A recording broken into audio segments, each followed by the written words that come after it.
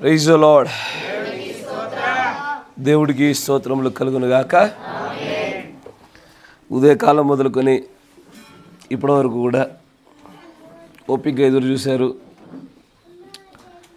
కొంతమంది మొహాలు అలిసిపోయాయి, కొంతమంది ముఖాలు మాత్రమే దేవుడి యొక్క వాక్య మహిమ చేత ప్రజ్వలిస్తూ ఉన్నాయి.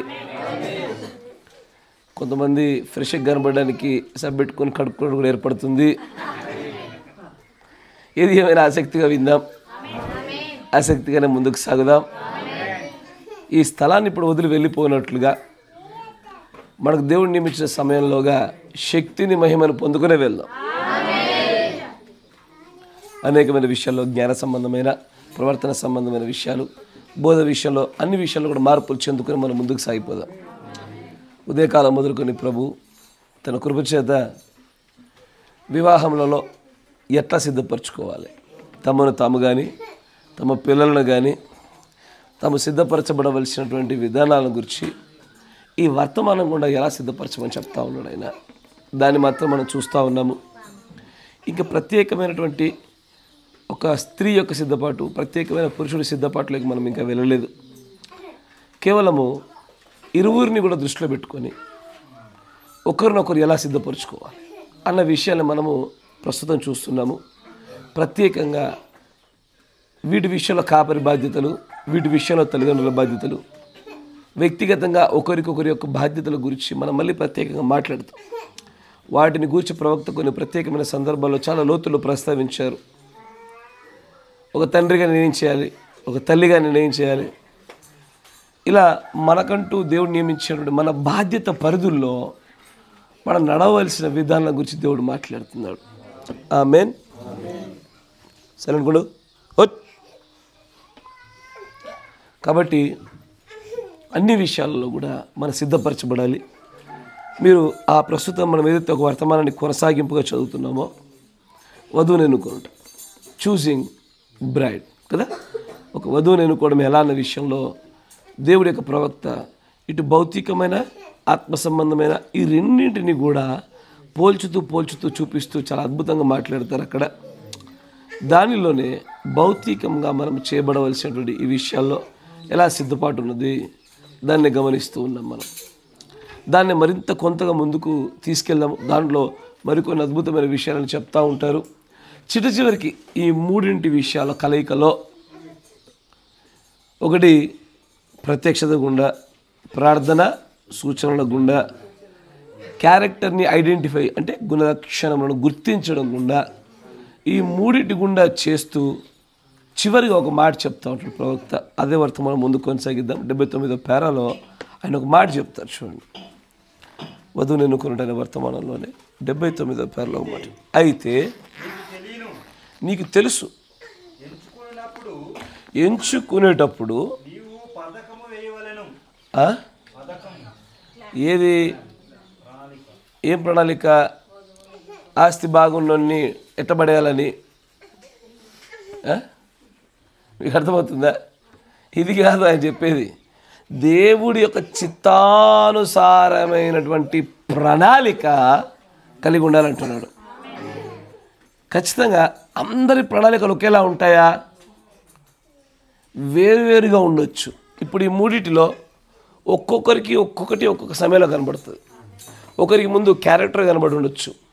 కనబడినప్పుడు అరే ఈ సహోదరుడు బాగానే ఉన్నాడే, అన్ని విషయాల్లో బలంగా ఉన్నాడే అని క్యారెక్టర్ ముందు తెలిసిన తర్వాత ప్రార్థన సూచనల గుండా దేవుడి యొక్క చిత్తాలు ఈయన ప్రత్యక్షతతో ముందుకు సాగవచ్చు. మరొకరికి ముందుగా దేవుడు చూపించి తర్వాత వారి గుణలక్షణం తెలియపరచబడి తర్వాత దేవుని దగ్గర విచారణ చేసి సూచన పొందుకోవచ్చు. ఇట్లా ఒక్కొక్కరికి ఈ మూడు మెట్లు ఒక్కొక్కటి ఒక్కొక్క రకమైన తీరులో జరుగుతూ ఉంటాయి. అందరికి ఒకే సీక్వెన్స్ జరగాల్సినటువంటి అలాంటిది ఏం లేదు. ఎందుకంటే ప్రవక్తగా చెప్తున్న ఉదాహరణలు కూడా చాలా కనబడుతూ ఉంటాయి. తన వివాహము, తన యొక్క కుమార్తె వివాహం గురించి మాట్లాడుతున్నప్పుడు కూడా ఒక్కొక్కరు ఒక్కొక్క రీతిలో పొందుకునే విధానాలు కనబడుతూ ఉంటాయి. అట్లా కాబట్టి ఆయన పురుషుల గురించి మాట్లాడుతానంటాడు. నీవు వివాహం వైపు అడుగులు వేస్తూ ఎన్నుకోవడానికంటే ముందు you should have a plan, ఒక ప్రణాళిక ఉండాలి నీకు. తర్వాత చూడాలి, ప్రార్థించాలి, దీని మూలముగా వాగ్దాన సంబంధమైన వాక్యములను బట్టి మళ్ళీ జాగ్రత్త వినాలి. ఇక్కడ any revolution, any sign, any character, వీటన్నిటి యొక్క మూలం వాక్యమే. మళ్ళీ వాక్య విరుద్ధమైనటువంటి మూలమే కానీ, అతిశయనది సూచనే కానీ, ఒక గుణలక్షణమే కానీ, మరి ఏదైనా సరే, అమ్మ కొంత శబ్దం రాకుండా చూసుకోండి. నా స్వరము మైక్ లేదు కదా, చివరి వారికి వినబడదు అట్లాంటి సౌండ్ల వల్ల. రెవల్యూషన్ అవ్వచ్చు, ప్రే అండ్ సైన్ సూచన అవ్వచ్చు, గుణలక్షణం అవ్వచ్చు, ఇవన్నీ కూడా వాగ్దానము చేయబడిన వాక్యము చుట్టే తిరగాలవి. వాక్యమును దాటి అది వెళ్ళడానికి వీల్లేదు. జాగ్రత్త. తర్వాత దీని మూలముగా వాగ్దాన సంబంధమైన వాక్యమును బట్టి అతడు ఏ వధువును ఎంచుకునునో ఆమె అతని గుణములను ప్రతిబింబింపజేయును. ఎస్, ఈ పేరా జాగ్రత్త. ఈ పేరాలను మీరు గమనించగలరు. నేరుగా నేను ఫస్ట్కి ఈ యొక్క పేరా చెప్తే, అదేంటి ఒక భాగస్వామిని ఎన్నుకోవడానికి ఒక పథకం ఉండాలనా? ఏం పథకం అది? కళ్యాణ లక్ష్మి పథకమా? లేకపోతే ఇంకేదో పథకాలు ఉంటాయి చూసారా? షాదీ ముబారక్, గృహలక్ష్మి పథకం, అట్లాంటి పథకాలు కాదు. ఆయన అంటున్న పథకం ఏంటంటే, దేవుడి యొక్క చిత్తములో ఏదైతే ఒక ప్రణాళికను ఏర్పాటు చేసి ఉన్నాడో అది ఆ ప్రణాళికను ముందుగానే కలిగి ఉండాలి. దాని గుండానే నీ ఎన్నిక ఆధారపడి ఉండాలి. మాట వింటున్నారుగా. ఇక్కడ ప్రవక్త గారు తాను చేసిన వివాహ విషయంలో ఒక ఉదాహరణ మాట్లాడతారు. అదే వర్తమానం కోసం కొనసాగింపు చూద్దాం. 84వ పేరాను చూద్దాం. 84 పేరా. బాధపరచవలనని నా ఉద్దేశము కాదు కానీ, మిమ్మల్ని మాటలు చెప్పి బాధపరచాలని కాదు కానీ, దానిని వాక్యములను చూచినంత వరకు లోతుగా ఎల్లనీయవలననే నా ఉద్దేశము. మిమ్మల్ని వాక్య రీతిలో, లోతైన రీతిలో గుండా మిమ్మల్ని తీసుకెళ్ళాలి ఈ సంగతులలో అనేది ప్రవక్త గారి ప్రధాన ఉద్దేశం, ఈ సంగతులు చెప్పడానికి. తర్వాత అని అంటారు, అనేక జంటలకు వివాహమును జరిగించితిని. నేను చాలా జంటలకి వివాహం చేశాను. అయితే నేను ఎల్లప్పుడూ క్రీస్తు ఆయన యొక్క వధువును గురించి జ్ఞాపకము చేసుకొందును. ఎస్, కొంతకాలము క్రితము నేను చేసిన వివాహము నా జీవితంలో నేను జరిగించిన వివాహములన్నిటిలో మించిన దానిగా ఉన్నది. ఏదో వివాహం చేశారట ఆయన సాక్ష్యము చూడండి. నేను ఇప్పటికి చాలా పెళ్ళిళ్ళు చేశాను. అన్ని పెళ్ళిళ్ళ కన్నా ఈ పెళ్ళి, ఇది ఇంతకుముందు చేసిన పెళ్ళి, ఆ ఒక్కటి చాలా ప్రత్యేకంగా నిలబడుతూ ఉంది. దేనిని బట్టి? నేను ఒక యువకునిగా ఉన్నప్పుడు, చాలా సంవత్సరాల క్రితం అది జరిగినది. నేను యువకుడిగా ఉన్నప్పుడు జరిగింది అది. నా సహోదరుడు PWA నందు పనిచేయుచుండెను. ఓకే. ఎవరైనా ఎప్పుడైనా నా వయసు గలవారు ఎవరైనా దానిని జ్ఞాపకం ఉంచుకొని ఉందిరో లేదో నేను ఎరుగను. 30 మైళ్ళ దూరంలో గల సర్కారు నియమిత పనియందు పని చేయుచుండెను. వారు ఒక రేవు కొరకు ఒక సరస్సును త్రవ్వుచుండిరి. అతనితో ఒక యవనుడు నేను నివసించు జెఫర్సన్విల్ నుండి సుమారు 100 మైళ్ళ దూరము గల ఇండియానా పోలీసు నుండి అతను పని చేయుచుండెను. అతడు ఒకనాడు నా సహోదరునితో, డాగ్, నేను బోధకునికి చెల్లించగల పైకమును ఉండిన యెడల నేను వివాహము చేసుకొనబోచున్నాను. అక్కడ ఒక ఆయన ఏమంటున్నాడు? అసలు పాస్టర్కి చెల్లించవలసిన డబ్బులు నా దగ్గర నుండి ఎప్పుడో పెళ్లి చేసుకునేవాడిని అంటున్నాడు ఆయన. అదేది సాధారణంగా ఏమంటారు? పెళ్లి ఖర్చులకని అడగాల కదా, రాకపోకలకి అడగాల, కొత్త బట్టలకని అడగాల. పాపము పెళ్లి కొడుకు వచ్చిన బాధ అంతా ఏంటంటే పాస్టర్కి చెల్లించాల్సినటువంటి ఫైన్ గురించి బాధ. ఈరోజు అట్టే తయారయ్యారు. నువ్వు పెళ్లి చేసుకోవాలంటే ఖచ్చితంగా పాస్టర్ గారికి ఒక 20-30 వేల సూట్ పెట్టాలా, అలా భార్య గారికి 10-20 వేల చీర పెట్టాలా, నేను పిలిచే పాస్టర్లకు కానుక పెట్టాలా, మరి వారికి నేను పెట్టే ప్రత్యేకమైన భోజనాలకు కూడా డబ్బులు కావాలా. వీళ్ళందరికీ పెట్టావు, నీ కాపరికి నువ్వు పెట్టావా? ఇవన్నీ పెట్టేసరికి ఒక పేదోడు పెళ్ళి అయిపోద్ది. కరెక్టేనా? Yes sir. నో. పాస్టర్ల యొక్క ఫీజు మ్యాండేటరీగా చేశారు. పాస్టర్కి ఒక వివాహం చేయాలంటే ఎంత తీసుకుంటారు సాధారణంగా? పాస్టర్ ఫీజు ఎంత? అప్రాక్సిమేట్గా 10,000 ఉంటుందా? 20,000? ఎక్కువేనా 30? నేను ఎప్పుడు చేయలేగా. నేను చేసుకున్నది ఎంత ఇచ్చినా ఎన్ని ఇచ్చినా అది మొత్తానికి ఇచ్చిన అట్లా మునిగిపోయింది. అట్లా ఎగ్జాక్ట్ ఇంత తెలియదుగా. సాధారణంగా బయట కొంతమంది పాస్టర్లు ప్రత్యేకమైన వెల కలిగి ఉంటారు. వారి మ్యారేజ్ రిజిస్టర్ వాడడం కొరకని వారి ఫీజు ఇంత అని నిర్దిష్టమైన ఫీజుని కలిగి ఉంచాడు. ఇక ఇలాంటి వాళ్ళ వల్లే అట్టట మరి బ్రణంగా ఎంత తీసుకోవాలా?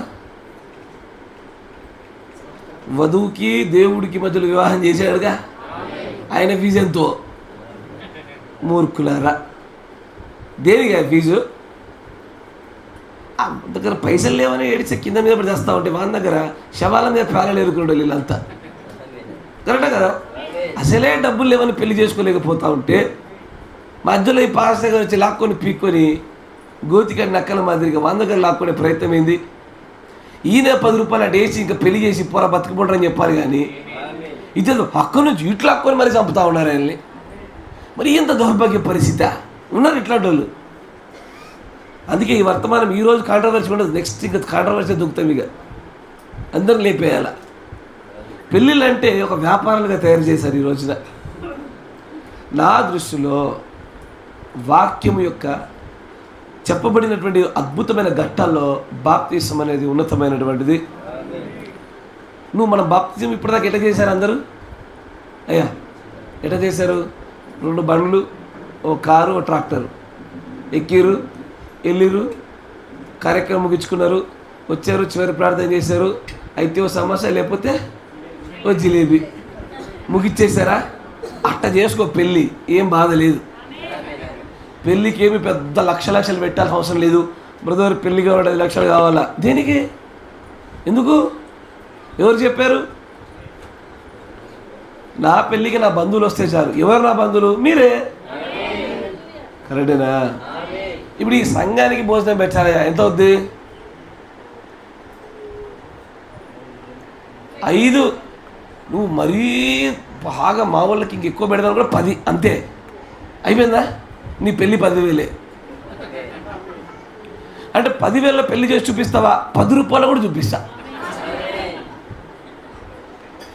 మన పెళ్లిలో ఉండాల్సిన డబ్బు కాదయ్యా, క్రీస్తు ఉండాలా, దేవుడు ఉండాలా, ఆయన నామములో జరిగేటువంటి క్రియలు ఉండాలా.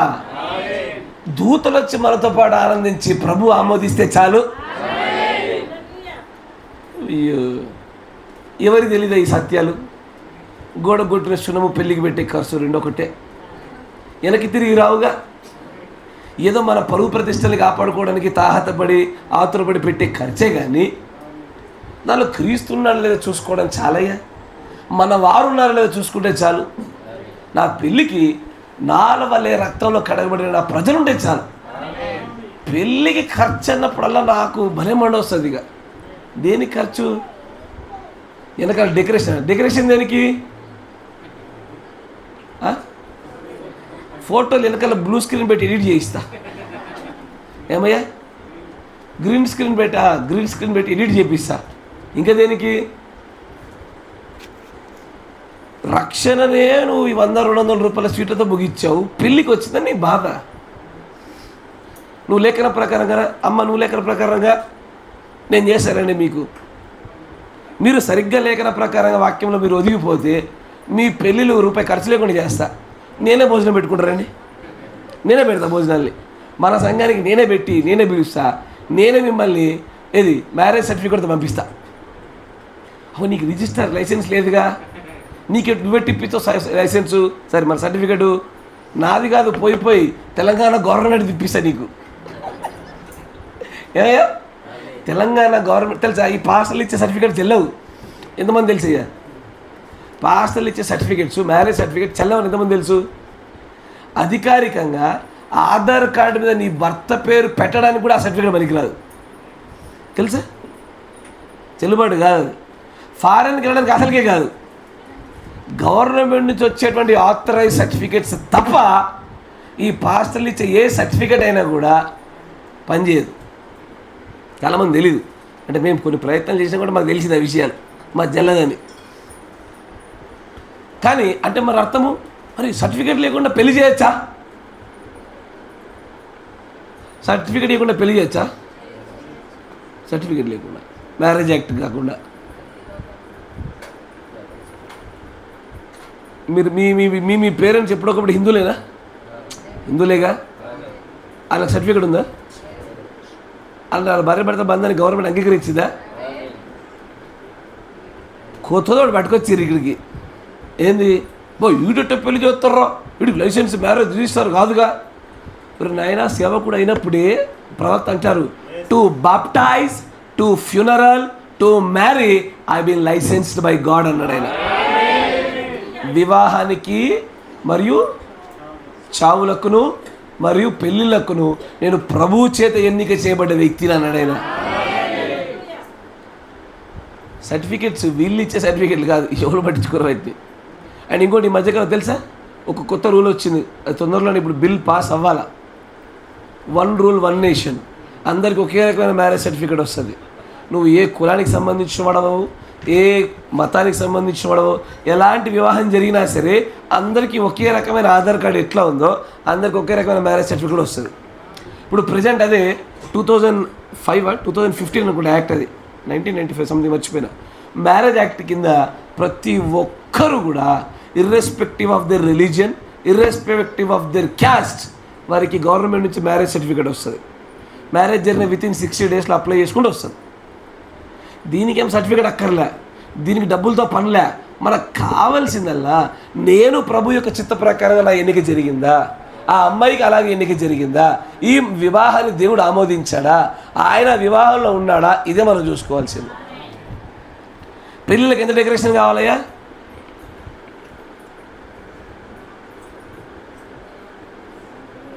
పెళ్ళిళ్ళకి ఎంత డెకరేషన్ కావాలా?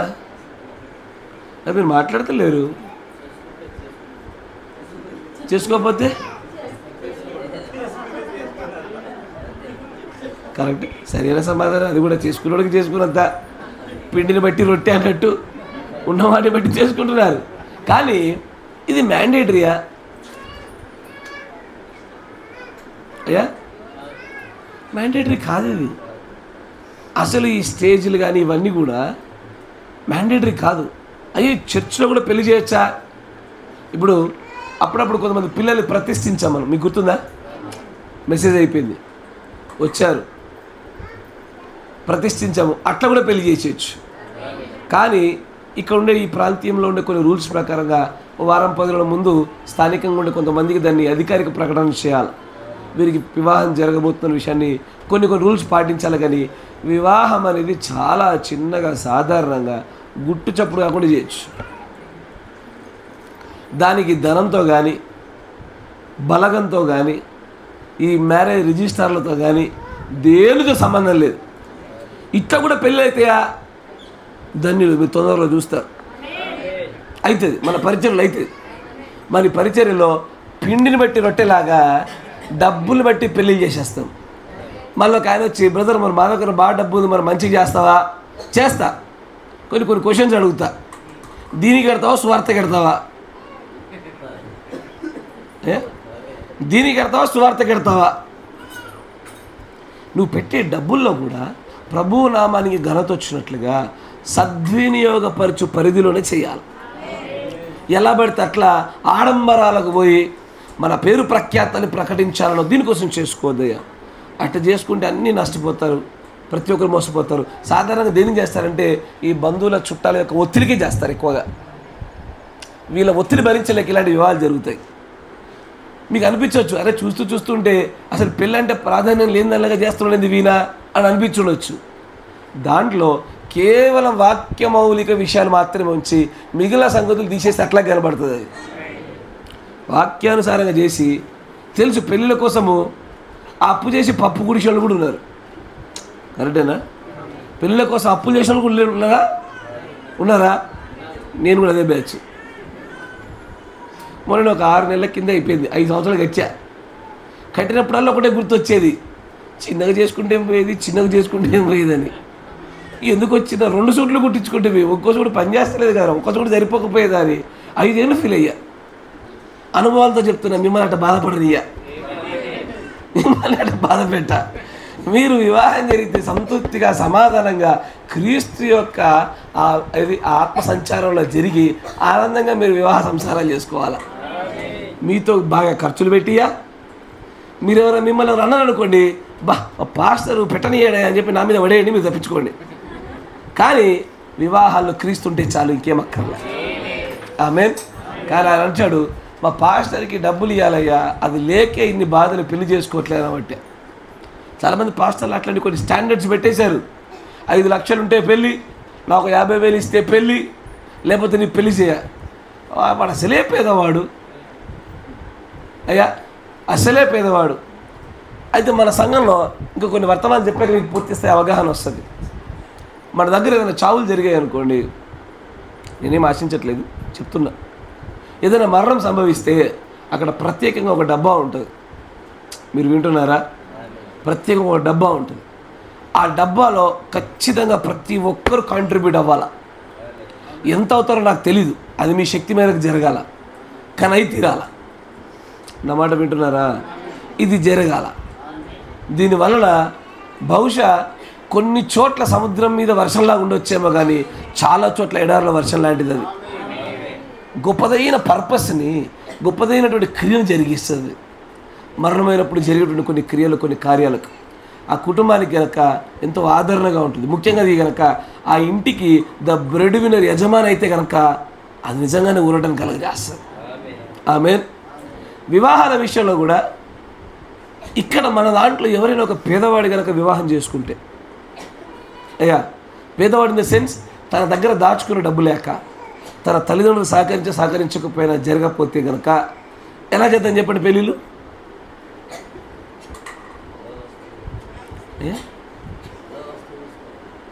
తలో వస్తువు ఇది బాగానే ఉంది, ఎలా చేస్తే బాగుంటుంది? అరే మన ఇంటి పెళ్ళిలాగా ఇది వినడానికి బాగుంది, సాధ్యపడదు. జరగదు, అట్లా కాదు. ప్రాక్టికల్గా మాట్లాడుకుందాం, ఎలా చేస్తే బాగుంటుంది? మ్యారేజ్ చేసి, అదే మ్యారేజ్కి వస్తే మ్యారేజ్ చేయడమే. ఎట్లా? మన కాంట్రిబ్యూషన్ ఏంటి, మన పాత్ర, మనం ఎలా దాని పాలిభాగస్తులు అవ్వాలి? అయ్యా అమ్మాయి అబ్బాయి ఇరువురు కూడా ప్రభు యొక్క చిత్త ప్రకారంగానే కనుగొని వచ్చారు. వారి దగ్గర డబ్బులు లేకపోవచ్చు, లేదా వాళ్ళ తల్లిదండ్రులు సపోర్ట్ చేయకపోవచ్చు. ఎలా ముందుకెళ్దాం? ఇది వినడానికి బాగుంది, చేయడం కష్టమే, కానీ అదే చేయాలి. We're their family. మనమే వారి యొక్క నిజమైన కుటుంబం. ఇచ్చి పరిస్థితుల్లో నీ ఇంట్లో నీ అన్నదో నీ చెల్లిదో అవుతుంటే ఎలా కష్టపడతావో అలాగే ప్రతి ఒక్కరు ఒక్కొక్క రాయి మోయాల్సిందే. ఓ పాస్టర్ నువ్వు మోస్తావా? నేను పెద్ద రాయి మోస్తా, మాదిరిగానే మోస్తా, డోంట్ వరీ. కానీ ఖచ్చితంగా మోసి తీరుతా, చేయాలి. వైవాహిక బంధంలో డబ్బుల పాత్ర చిన్నది, ప్రభు యొక్క చిత్తము పరిశుద్ధాత్మ శక్తి గొప్పదని నిరూపించాలా. ఇది చేయడం సాధ్యమా? ఖచ్చితంగా సాధ్యమే. నాకు తెలియదు ఎన్ని సంఘాలు ఇలా జరుగుతుందో జరగట్లేదు, కానీ మనం మాత్రం చేసి చూపిస్తాం. డబ్బులకు ఉన్నటువంటి ప్రాధాన్యత చాలా చిన్నదయ్యా. చేసుకోవడానికి డబ్బులు కావాల్సిన అవసరం లేదు, ప్రభు చిత్తం ఉంటే చాలు, చేసేయాలా.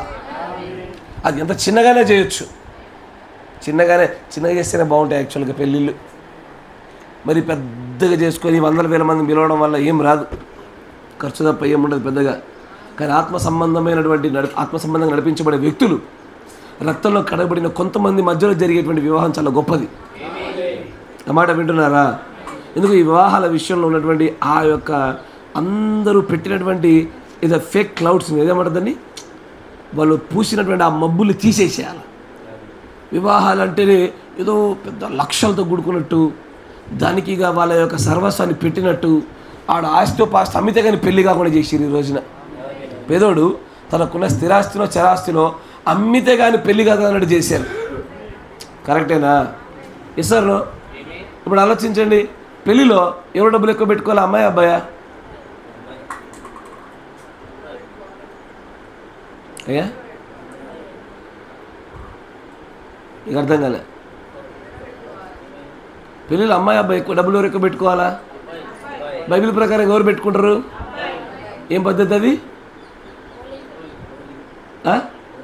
ఓన్లీ మొదలెడదామా? ఈ రోజున అందరికి సాధ్యం కాదు. కానీ తిరుగు పురుషులే స్త్రీలకు డబ్బులు ఇచ్చి వివాహాల వైపు ముందుకు సాగినట్టుగా కాదు. కానీ ఇక్కడ జరిగేటువంటి ఆ పద్ధతులు చూసుకోవాలా.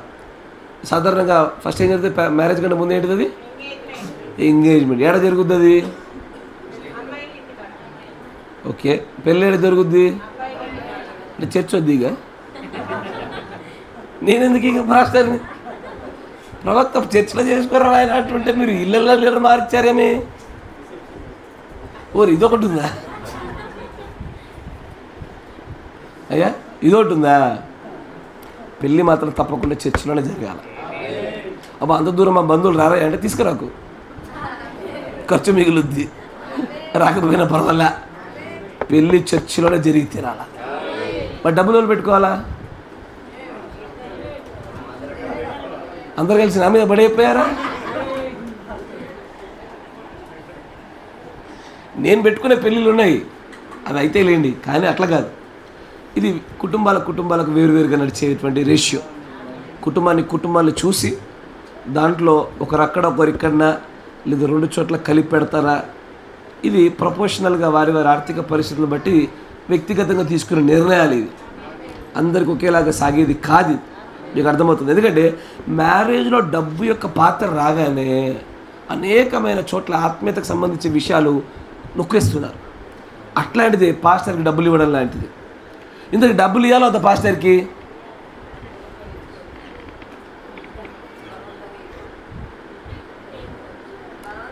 ఎస్ఆర్లో అని చెప్పేసేయండి అంతే.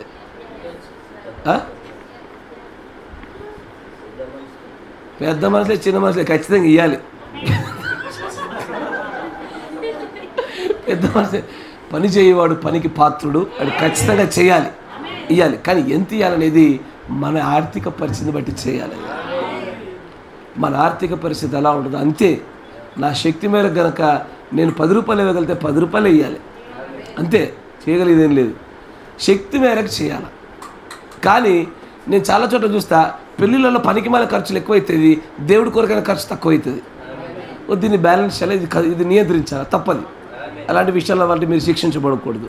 ఖచ్చితంగా ఇవ్వాలి, పనివాడు పాత్రుడే. కానీ ఆర్థిక పరిస్థితిని బట్టి ముందుకు సాగాలి. అయ్యా 10 రూపాయలు ఇస్తే పెళ్లి చేసి చూడన్నాడా? ఉన్నాడు. నేను చేస్తాను. నాకు దేవుడి చిత్తం ఉందా లేదా బయలుపరిస్తే చాలు. పైసా లేకుండా కూడా పెళ్లి చేసేస్తాం మనం. కానీ దేవుడి చిత్తం లేదనుకో, అది 10 లక్షలు ఇచ్చేసేయం మనం. ఎందుకంటే అలాంటి వాటి కూడా మనము శిక్షలు పొందుకోవడానికి సిద్ధంగా లేం. చాలు, ఇప్పటికి ఉన్నటువంటి బరువులు ఎక్కువైపోయి మళ్ళీ శిక్షలు వద్దు మనకి. ఇక అందుకే ఆ వ్యక్తి అనేది కొంచెం ముందు చదవండి. తగినంత డబ్బు మాత్రం నా దగ్గర ఉన్నది, కానీ బోధకుడికి చెల్లించవలసిన డబ్బు నా దగ్గర లేదు. లైసెన్స్కి అయితే ఉందంట కానీ బోధకుడికి లేదట. మంచిది. నా సహోదరుడు ఒక బోధకుడు, మరియు అతడు నీకు వివాహము చేయవచ్చు. అటువంటి విషయములకు అతడు ఎన్నడూ డబ్బులు తీసుకున్నాడు అని డాక్కు చెప్పెను.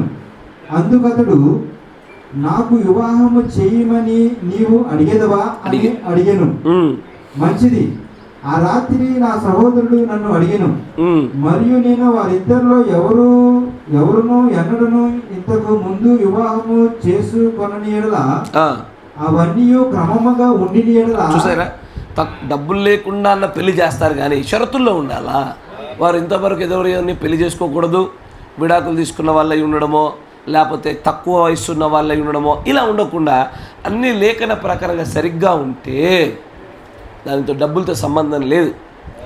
కాపరి సంఘంలో ఒక్కొక్కరికి ఒక్కొక్క రకమైన ఆర్థిక పరిస్థితి ఉంటుంది. అందరినీ ఒకే రీతిలో గ్రాండ్గా చేయడానికి ఎప్పుడైనా మాట్లాడకూడదు, తప్పది. అలా చేయకూడదు. ఎవరి యొక్క ఆర్థిక పరిస్థితిని బట్టి వారికి తగినట్టుగానే నెమ్మదిగా కనిచుకుంటూ ముందుకు వెళ్ళడమే. కానీ అందరికీ 5 lakhs అని ఫిక్స్డ్ ఒక రేట్ పెట్టద్దు. అట్లా తర్వాత మంచిది అతని ఇక్కడికి రమ్మని నేను చెప్తిని. శనివారము వచ్చినప్పుడు ఆ యవనునితో కూడా వచ్చెను. నాకు ఎల్లప్పుడూ అది గుర్తించుకున్నకు ఒక గొప్ప విషయముగా గోచరమగుచుండెను. వర్షము కురియుచున్న మధ్యాహ్నము మరియు ఎక్కువ వెలుగునిచ్చుచు తిరుగుచున్నట్టి హెడ్లైట్ కలిగినది. పాత చెవర్లెట్ కారు ముందుగా నడిపింపబడి వచ్చి నిలిచినది. అప్పుడే నా భార్యను పోగొట్టుకున్న కొంత కాలము తర్వాత నేను 2 గదులను జతపరచుచుండిని. డాక్ నాతో కూడా వారి కొరకు కనిపెట్టుచుండెను. మరియు అప్పుడు ఆ కారుల నుండి యవనుడు బయటకు వచ్చెను. అతడు ఒక పెండ్లి కుమారుడుగా నుండినట్టు నాకును లేక మరెవరికి తోచలేదని నేను ఊహించుచుంటిని. ఇది ఎట్లున్నట్టయినా చూడడానికి లేడా అంటే పెళ్లి కుమారుడు ఎట్లుండాలా అయ్యా?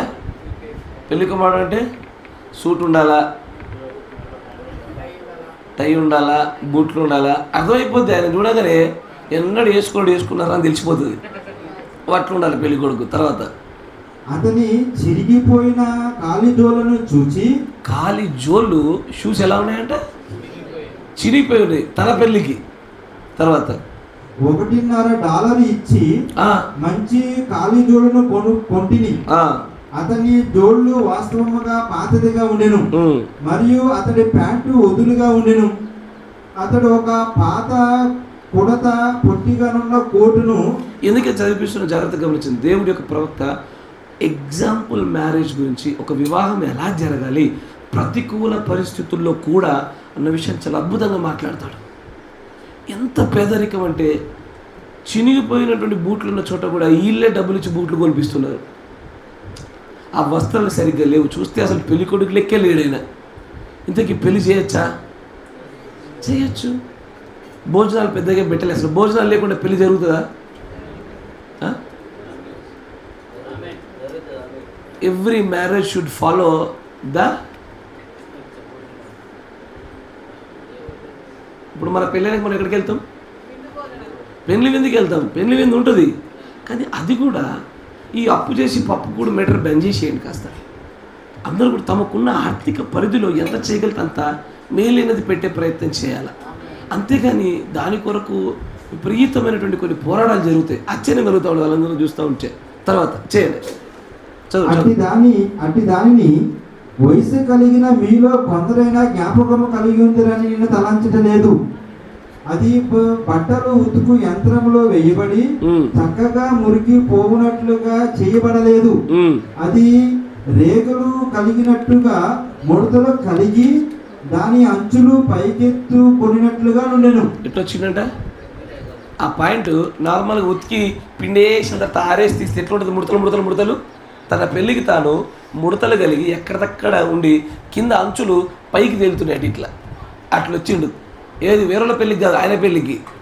తర్వాత మరి కొందరు స్త్రీలతో కూడా ఒక పేద అమ్మాయి బయటకు వచ్చెను.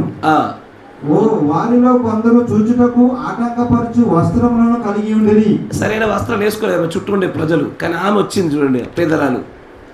నేను ఎరుగును. ఒకవేళ నేను ఆ రకముగా పిలిచి నేను పొరపాటు చేసి ఉన్నాను దింహం అని ఆ రీతిగా నేను పిలిచితినని నమ్ముచున్నాను.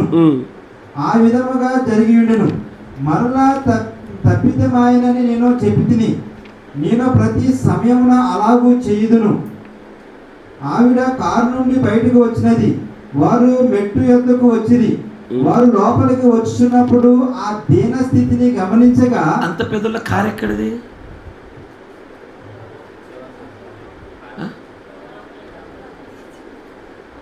అంత పెద్దల అంత పేదవాళ్ళ కారు ఎక్కడి నుంచి వచ్చిందయ్యా? కార్లు ఎట్లా దిగుతారు?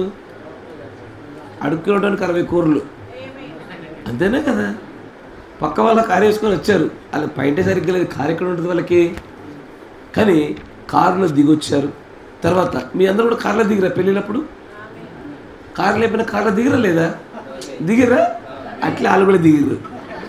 తర్వాత లోపలికి వచ్చినప్పుడు ఆ దీన స్థితిని గమనించగా ఆమె కలిగి ఉన్నదంతయు ఆమె ధరించిన ప్రాగు మాత్రమే. అయితే ఈ వివాహాన్ని గురించి ప్రవక్త అంటారు, ఎన్నో పెళ్ళిళ్ళు చేశారయ్యా, ఈ పెళ్లి మాత్రం ప్రత్యేకం అంటారు. ఎందుకంటే వారు ఆడంబరాల కొరకు దేని కొరకు చేయలేదు. వారు క్రీస్తు యొక్క చిత్తంలో పరిపూర్ణత గుండా నడవడానికి ఎలా ఉన్నా సరే ముందుకెళ్ళాలని వారు సాగినటువంటి వ్యక్తులు వాళ్ళు. పేదవాళ్ళకు పెళ్ళిళ్ళు చేయాలా? పేదోడికే గట్టిగా చేయాలా? కరెక్టే కదా, బలంగా చేయాలా. తర్వాత చూడండి, ఆమెకు కాళ్ళజోడు కూడా లేకుండెను. అయ్యో అదేవా. తర్వాత అయితే నువ్వేమో నీ పెళ్ళికి ఎన్నిసార్లు షాపింగ్ చేసినావు? మన పక్కుడు పెళ్ళంటేనే ఆగము, ఇక మన పెళ్ళంటే ఏడా అవుతాం? షాపింగ్ పడి షాపింగ్ దాని బార్డర్లు లైనింగ్లు అది ఇది వాయము. కానీ పాపం చూడండి. అయితే ఆమె ఇండియానా పోలీసు నుండి మరొకరి కారు నందు కూర్చుండి ప్రయాణం చేయుటకు వినయంతో ఇతరుల సహాయం ద్వారా ఇచ్చటకు చేరుకున్నది. వేరే వాళ్ళ సహాయం కూడానే వచ్చింది, ఎవరో కాదు, అక్కడ ఉండే సంఘస్థులే చేశారు. తర్వాత జడగాలిన వెనుక వీపుపై వేలాడచుండిన వెంట్రుకలను కలిగి చూచుటకు చిన్న యవనస్తురాలుగా నుండెను. నీవు వివాహము చేసుకున్నట్టుకు గల వయసును కలిగి ఉన్నావా అని నేను ఆ అమ్మాయిని అడిగి అబ్బాయిలు క్వశ్చన్స్ అడుగుతున్నాడు. ఇప్పుడు ఏ అమ్మాయి వివాహం చేసుకునే వయసు నీకుందా? అప్పుడు అమ్మాయి అంటది, అవునయ్యా నాకుంది అని ఆమె ఉత్తరమిచ్చెను. మరియు ఆ అమ్మాయి, నా తండ్రి మరియు నా తల్లి దగ్గర నుండి వ్రాత మూలముగా అనుమతి తెచ్చి తిని. ఇంత చక్కటి స్త్రీ పెళ్లి చేసుకోవడానికి అనుమతి కలిగి ఉన్నానన్న విషయాన్ని కూడా ముందుగానే చెప్తా ఉన్నది. దానిని న్యాయాలయముల నందు చూపించి అనుమతి పొంది తిని అని ఆమె చెప్పినది. మంచిది, వివాహము జరిగించడానికి ముందు కొంచెం మీతో మాట్లాడవాలని కోరుచున్నాను. ఇట్లా కూడా ఉంటుందా? బాప్తిజం కంటే ముందు మాట్లాడినట్టే వివాహం ముందు మాట్లాడితే ఎట్లుంటుంది? దూరంగా బంధువులు పెట్టి పాస్టర్ అమ్మాయి మాత్రం కూర్చొని, అమ్మా బలవంతం చేసిర్రా, నువ్వే వచ్చినవా, పెళ్లి గురించి అన్నీ తెలుసా అని అడిగితే ఎట్లుంటుంది? అబ్బాయిని కూడా కూర్చోబెట్టి, అయ్యా బలవంతం పెట్టిర్రా, లేదా నువ్వే వచ్చినావా, సేమ్ బాప్తిజం కంటే పెళ్లి కడిగితే ఎట్లుంటుందయ్యా? తర్వాత వారు కూర్చుండిరి. ఆ యవనస్తుడు ఆ గది లోపల అంతటా చూచుచుండెను. అతడు వాస్తవముగా ఎంట్రుకలు కత్తిరించుకొనుటకు అవసరత కలిగి ఉండెను. అందువలన ఆ గదిలో చుట్టూ చూచుచుండెను. అతడు, నేను చెప్పినది వినుట లేదు. కుమారుడా, నేనే ఏమి చెప్పుచున్నానో దానిని బాగుగా వినుము అని నేను చెప్తిని. సరేనయ్యా అని అతడు అనెను. ఈ అమ్మాయిని నీవు ప్రేమించున్నావా అని ఆయన అడిగాడు. ఏమని అంటే, ముందు ఇవి జరగాల, తెలియాల. వివాహం చేసే వ్యక్తికి ఈ క్రమం గుండా వచ్చిందా, అసలు ఒకరి పట్ల ఒకరు ప్రేమ కలిగి ఉన్నారా, స్వతంత్రంగా వచ్చారా, బలవంతంగా వచ్చారా, ఇది కాపరి తెలియకుండా కాపరి పెళ్లి చేయొద్దు. తర్వాత ఆయన అడుగుతున్నాడు, ఈ అమ్మాయి అంటే నీకు ప్రేమేనా? అవునయ్యా నేను ప్రేమించదను అని ఉత్తరం ఇచ్చాను. నేను ప్రేమిస్తాను అన్నాడు ఆయన. నీవు అతనిని ప్రేమించున్నావా అని ఆమెను అడిగి తిని. ఈమెను కూడా అడిగాడు, నిజంగా ప్రేమిస్తున్నావా? అవును, నేను ప్రేమించున్నాను అని ఆ యవనస్తురాలు ఉత్తరం ఇచ్చెను. మీకు వివాహమైన పిమ్మట ఆమెను తీసుకుని వెళ్ళటకు నీకు స్థలం ఉన్నదా? నాయన, నీకు ఇల్లు ఉందా బిడ్డ? ఎక్కడ ఉంచుతావు? చెట్ల కింద పుట్ల కింద ఉంచుతావా? స్థలం ఉందా నీకు? కనీసము వేసుకోవడానికి చెప్పులు లేవు, షూస్ లేవు. ఈమెను తీసుకెళ్ళి ఎక్కడ పెడతావు నువ్వు? నీకు తీసుకుని వెళ్ళటకు నీకు స్థలం ఉన్నదా అని అడిగి తిని. అవునయ్యా అని అతను చెప్పాను. అంతా బాగున్నది, ఇప్పుడు మరొక విషయము అడగకూరుచున్నాను. ఇది బాగుంటుంది చూడండి. నీవు PWA యందు పని చేయుచున్నావని నేను ఎరుగుదును అని నేను చెప్తిని. అవునయ్యా, అతడ వారమునకు $12 వచ్చును అని అతడు చెప్పెను. నీవు ఆమెను పోషించగలవని తలంచుచున్నావా అని నేను అడిగి తిని. ఇది ప్రతి పురుషుని అడగాలి యాక్చువల్లీ ప్రశ్న పెళ్ళికి ముందే. అయ్యా, నువ్వు ఈ స్త్రీని పోషించగలుగుతావా? ఆయన ఏమంటాడు ఫస్ట్? ఆ టైంలో ఏమంటాడయ్యా? ఈ స్త్రీని చూడు, మంచి జాగ్రత్త అని చెప్పాలా? మీకు అర్థం కాలే. ఈవెన్ మంచి మళ్ళీ రేపు పొద్దున ఖర్చులు ఎక్కువైతే నీ ఇష్టం. ఇక తర్వాత నేను చేయగలిగినంతయు నేను చేయుదును అని అతను చెప్పాడు. నాకు వచ్చేదే $12, చాలా పేదరికంలో బతుకుతున్నా, నేను ఎంత చేయగలుగుతా అంత కష్టపడతాను కోసం. నా సాయశక్తులా నేను వడ్డిస్తానయ్యా మీకు. తర్వాత చూడండి, ఈ ప్రశ్న బాగుంటుంది. అది చాలా మంచిది, చాలా మంచిదయ్యా అని నేను అంటిని. మరి ఇప్పుడు అతడు నుండి బయటకు వచ్చెను అనుకొనుము. సహోదరి, అతడు తన ఉద్యోగము పోగొట్టుకొనినని అనుకొనుము. మంచిగాడు, పెళ్లికి ముందు బాగానే ఉన్నారు. పెళ్ళైన తర్వాత భర్తకు ఒకవేళ ఉద్యోగం పోయింది, సంపాదిస్తలేడు, పని చేస్తలేడు, ఏమంటావు ఇప్పుడు అతన్ని? నువ్వు ఏమి చేయబోదువు? ఏం చేస్తావు? ఆడం కూడా తిడతావా? పని చేయరాదని తిడతావా? లేదా నేను అమ్మవారి ఇంటికి పోతే అంటవా? ఆయన అంటాడు చూడండి, నువ్వు ఏమి చేయబోదువు? తిరిగి అమ్మా నాన్నగారి ఇంటికి పరిగెత్తి పోయేదవా? ఇవి జరిగాయి ఈ దినాల్లో. బ్రహ్మంగా ఆలోచించి చెప్పారు. అంటాడు, భర్త ఒకవేళ పని చేయలేదు అనుకో, ఆరోగ్యం బాగాలేకపోవడం వల్ల సంపాదన లేదనుకో, ఇక నా బాగోగులు చూస్తాడు ఎట్లా నా భర్త అని చెప్పేసి తుర్రు పెట్టే లాస్ట్కి గూటికి చేరుద్ది. అట్లా చేస్తావా నువ్వు అని అడిగాడు. అప్పుడు దానికి అంటది, లేదయ్యా, లేదు లేదు లేదు, నేను అతనితోనే ఉండబోచున్నాను. నేను అయినా కూడా ఆయనతోనే ఉంటా. ఆయన సంపాదించకపోయినా, ఆయన వలన సంపాదన పూర్తిగా కాకపోయినా, ఆయనకు తోడుగా నేను సాటైన సహాయంగా పనిచేస్తా, కానీ మా అమ్మ వాళ్ళ ఇంటికి నేను తిరిగి ఎప్పటికీ వెళ్ళను అంటుంది. అక్కడ నీకు 3 లేక 4 పిల్లలు కలిగి ఉండి వారిని పోషించుటకు ఏమీ లేని ఎడల, ఏ ఉద్యోగము కూడా లేని ఎడల నువ్వు ఏమి చేయదువు? ఇది భలే ఉంది కదా. ఈ రోజున ఇటు పని చేయడు, నా పిల్లల్ని పోషించడు, నేను వెళ్ళిపోతా అనే వాళ్ళ సంఖ్య ఎక్కువ. అందుకే పెళ్ళికి ముందు అడుగుతుండు, రేపు పొద్దున 3 పుడతారు, ఉన్న ఉద్యోగం పొద్ది, సంపాదించడం రాదు, తిండి పెట్టడం రాదు, ఇప్పుడేం చేస్తావు? ఆయన ఏం అడుగుతున్నాడు తెలుసా? సంసార జ్ఞానం ఆ కుమార్తెకు ఉందా లేదా చెక్ చేస్తున్నాడు ఆయన. రేపటి దినాన్న అనుకున్నట్టుగా జరిగితే మంచి పూలబాటే, కానీ అన్నీ అడ్డం జరిగి ఈ కుమారుడికి యాక్సిడెంట్, ఉద్యోగం పోయి పిల్లలకు తిండి పెట్టలేని పరిస్థితిలో ఉంటే ఈమెం చేస్తుందా? అనుకున్నట్టుగా జరగకపోయి అన్ని నెగిటివ్గా ప్రతికూల పరిస్థితులుగా మార్చబడినప్పుడు ఈ వివాహ బంధాన్ని ఇలాగే కలిగి ఉంటుందా అనే రీతిలో ఆమె సంసార జ్ఞానాన్ని పరిశీలన చేస్తా ఉన్నాడు. ఆయన అడుగుతున్నాడు, ఉంటావా పోతావా? నువ్వేమి చేయదువు? ఏ ఉద్యోగము కూడా లేని ఎడల నువ్వు ఏమి చేయదువు? ఆమెను పంపివేయదువా అని అడిగి తిని, లేదయ్యా, లేదు, వాడితో పోరాడుదును. దేంతో? ఆ పేదరికంతో, ఆ సమస్యలతో నేను పోరాడతానయ్యా అన్నది. ఇప్పుడు అక్కడ కనబడుతున్నటువంటి ఆ స్త్రీ చూసిన, స్త్రీ అని అన్నది అతడు, ఆ పురుషుడు చూసారా? ఎవరైతే ఆ పురుషుడు పోరాడతానన్నాడో గవర్నమెంట్ ఉద్యోగం చేసేవాడు కానీ ఈడే గొప్పవాడు. ఈ పురుషుడు బాగా వెల్ సెటిల్డ్ ఫ్యామిలీలో, ఉన్నతమైన పరిస్థితుల్లో, పదవుల్లో ఉండేటువంటి అనేక పురుషుల కంటే ఈ పురుషుడు చాలా మేలైన వ్యక్తి అని అంటాడు. సమస్యలు ఎక్కువైనంత మాత్రం పిల్లలు వదిలేనాయి, నేను నా భార్యను వదిలేనాయి, నేను పోరాడతా, ఎంతలా పోరాడతా, కానీ మేము దానిని ఏదో ఒక విధముగా సరి చేసుకుందాము. అది కదా ఉండాల్సింది. ఎట్లయినా సరే ఏదో విధంగా మేము బయటకు వచ్చేస్తాం. అక్కడ విశ్వాస ప్రయాణం. అమ్మో అట్లయితే కష్టమేగా. ఇక్కడ ఉంటాడు, ఇప్పుడున్నటువంటి వ్యక్తులు చాలామంది ఈ వ్యక్తి ప్లేస్లో ఉన్నాడు అనుకో, ఏమంటాడు తెలుసా? మరి 3 పిల్లలు పుట్టి ఆ రోజున కనుక నీకు సమస్యలు వస్తే ఎట్లా అని అడిగితే, అందుకే ఈసారి అమ్మాయి కట్టం తీసుకురామని చెప్తున్నాను నేను. అందుకే ఈ అమ్మాయిని వచ్చినప్పుడు కట్టం తెమ్మంటున్నాను నేను. పెళ్ళైన తర్వాత కట్టం తెలియదు అనుకో, సమస్యలు వచ్చినప్పుడు ఈ పురుషుడికి కట్టం గుర్తొస్తుంది. నువ్వు వచ్చేటప్పుడు నాకు తెచ్చినావు, ఏంది నువ్వు ఇట్లాంటి అడుగు లేకపోలే. ఎదుటి వాళ్ళ సంపాదన మీద ఆధారపడే వ్యక్తిని ప్రవక్త శిష్య అంటాడు. నీ సశక్తి మీద, నువ్వు చేయగలిగేటువంటి నీ పనుల మీద నువ్వు బ్రతికి నువ్వు బట్టగట్టాలా, ముందుకు సాగాల, నీ కుటుంబాన్ని కట్టుకోవాలా. ఎంత గడ్డు పరిస్థితి అయినా సరే ఏదో ఒక విధంగా దేవుడి దగ్గర విచారణ చేసుకొని మోకరించి కృపలో బ్రతుకుతూ ముందుకు సాగుతూ పిల్లలను పెంచుకోవాలా. లేదని చేయి జాపుకునే పరిస్థితికి, ఆ బిచ్చ పరిస్థితి ఎప్పుడు రాకూడదు, ఆ ముష్టి పరిస్థితి రాకూడదు.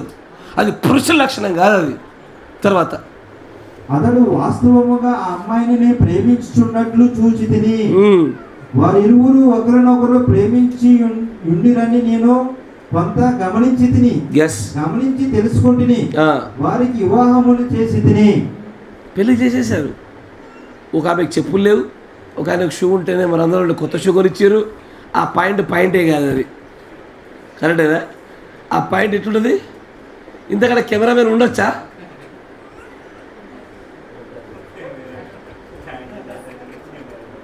పాయింటే లేనోడికి కెమెరామెన్ ఎక్కడది? ఆ సంఘంలో ఎవడో ఒకడు కారు ఇస్తే కారులో దిగిరు పాపం వాళ్ళు. ఇలాంటి వివాహాలు చేయాలని ఆశపడుతున్నాను నేను. అంటే దాని అర్థం దేనికో తెలుసా? ప్రభువు కోసం మాత్రమే నిలబడగలిగి సమస్తాన్ని వదిలిన వాళ్ళ వివాహాలు చేయడానికి ప్రవక్త ఇష్టపడ్డాడు. అట్లా అలాంటి వివాహాల్లో మన పాత్ర ఉండాలయ్యా. అది దేవుడి చేత నిర్ణయించబడిన వివాహాలు. అవి డబ్బులు కాదు పెళ్ళిళ్ళంటే, హుందాలు బట్టలు కాదు పెళ్ళిళ్ళంటే. పెళ్ళిళ్ళంటే పరమ చిరాకు నాకు. దేనికంటే ఇక చీరలు, నగలు, అయ్యయ్యో ఈ ఆరంభరాలు. ఒక్కరన్నా పెళ్లి కోసం ఉపవాస ప్రార్థన ఉన్నది కానీ షాపింగ్ మాల్ చుట్టూ తిరుగుతారు. కరెక్టేనా? మా పెళ్ళిలో ప్రభువు తానే దిగొచ్చి ఆశీర్వాదాలు ఇచ్చినట్లుగా, తను ఆశీర్వాదం ఇచ్చి మమ్మల్ని దీవించినట్లుగా, ఆయన కృపలో జరిగినట్లుగా దీనికోసం కష్టపడ్డాను ఉండవు. కష్టపడతారు దేని కొరకు? షాపింగ్లో తిరగడాల కొరకు, పెళ్లి పత్రికలు ఇవ్వడాల కొరకు. ఇదే బాధలు. ఆలోచించండి, వాళ్ళ పెళ్ళికి ఎంతమంది వచ్చి ఉండొచ్చు? వాళ్ళ అమ్మ నాన్న ఉండుంటే పత్రిక వచ్చింది ఎందుకంటున్నామే? వాళ్ళ అమ్మ నాన్న ఉంటే మా అమ్మ నాన్న దగ్గర రాతపూర్వకంగా అర్హత తెచ్చుకున్నానయ్యా అది. ఎందుకంటది వాళ్ళ అమ్మ నాన్న కూడా లేదు అక్కడ. కట్టిక పేదరికము. అయినా పెళ్ళిళ్ళు జరుగుతాయ్యా. కాపరికి డబ్బుల అవసరం లేదయ్యా. ఈ లేనిపోయినటువంటి ఒక విధానాన్ని ఏర్పాటు చేశారు. యవ్వనస్తుని మొత్తం బెండకాయ ముదిరిపోయేదాకా ఎదురు చూశారు పిల్లకాయలందరినీ.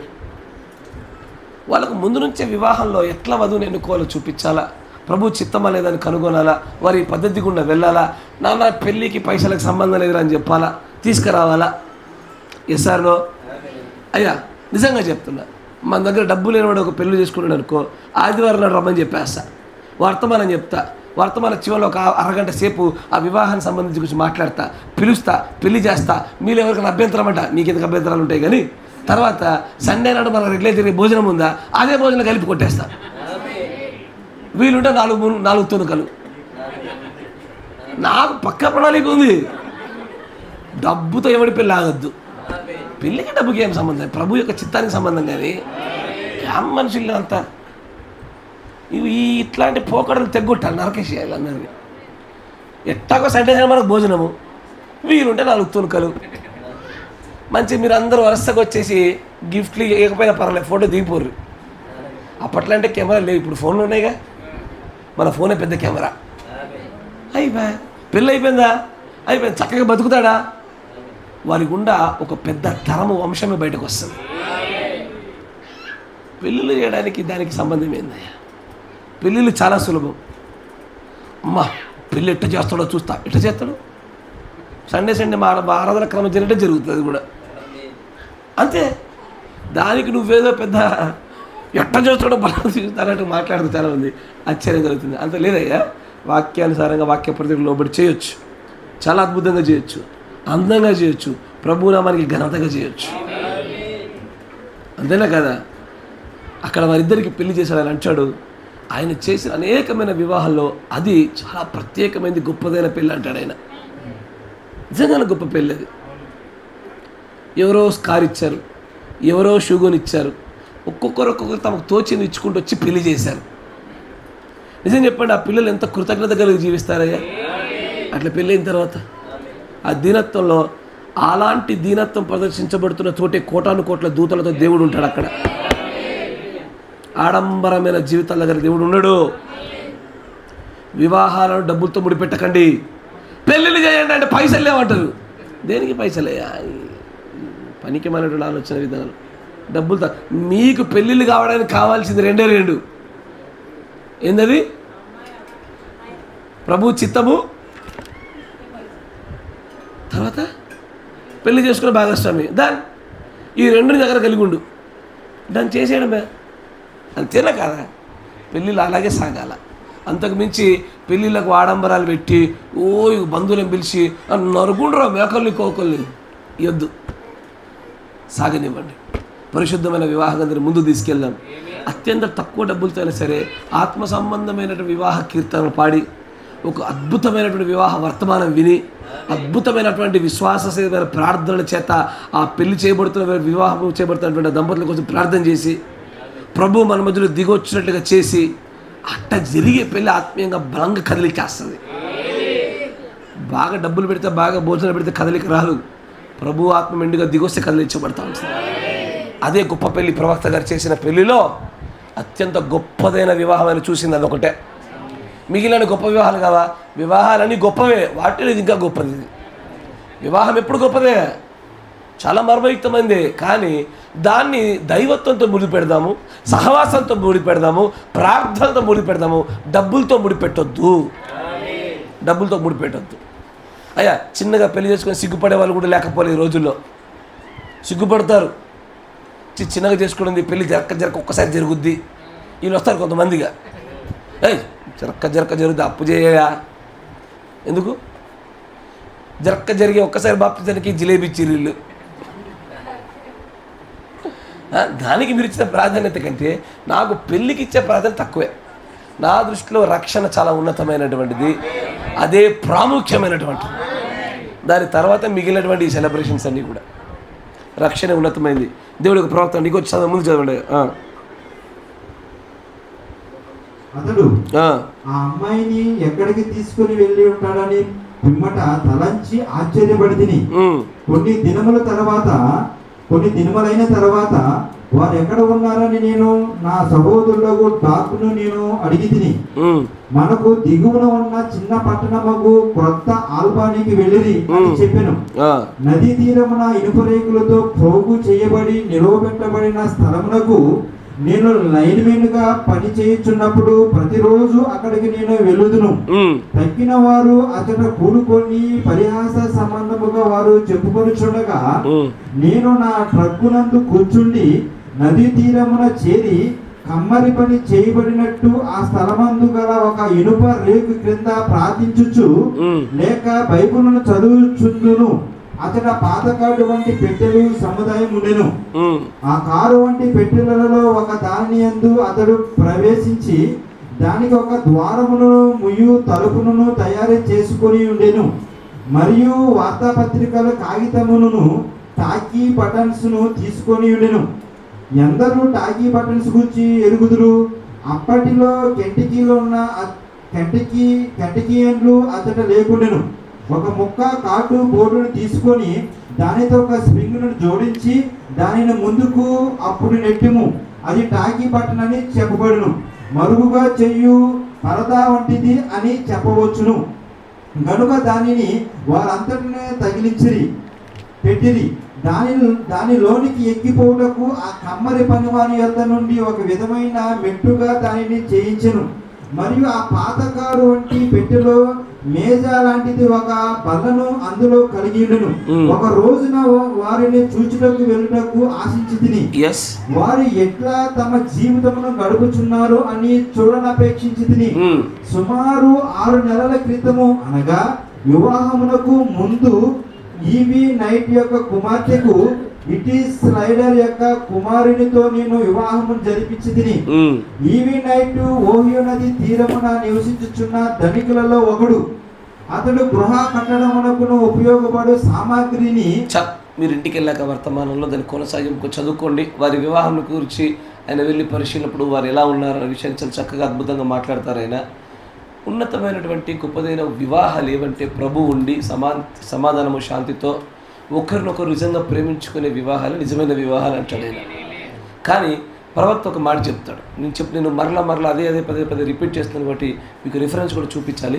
Mark of the beast 61-02-16.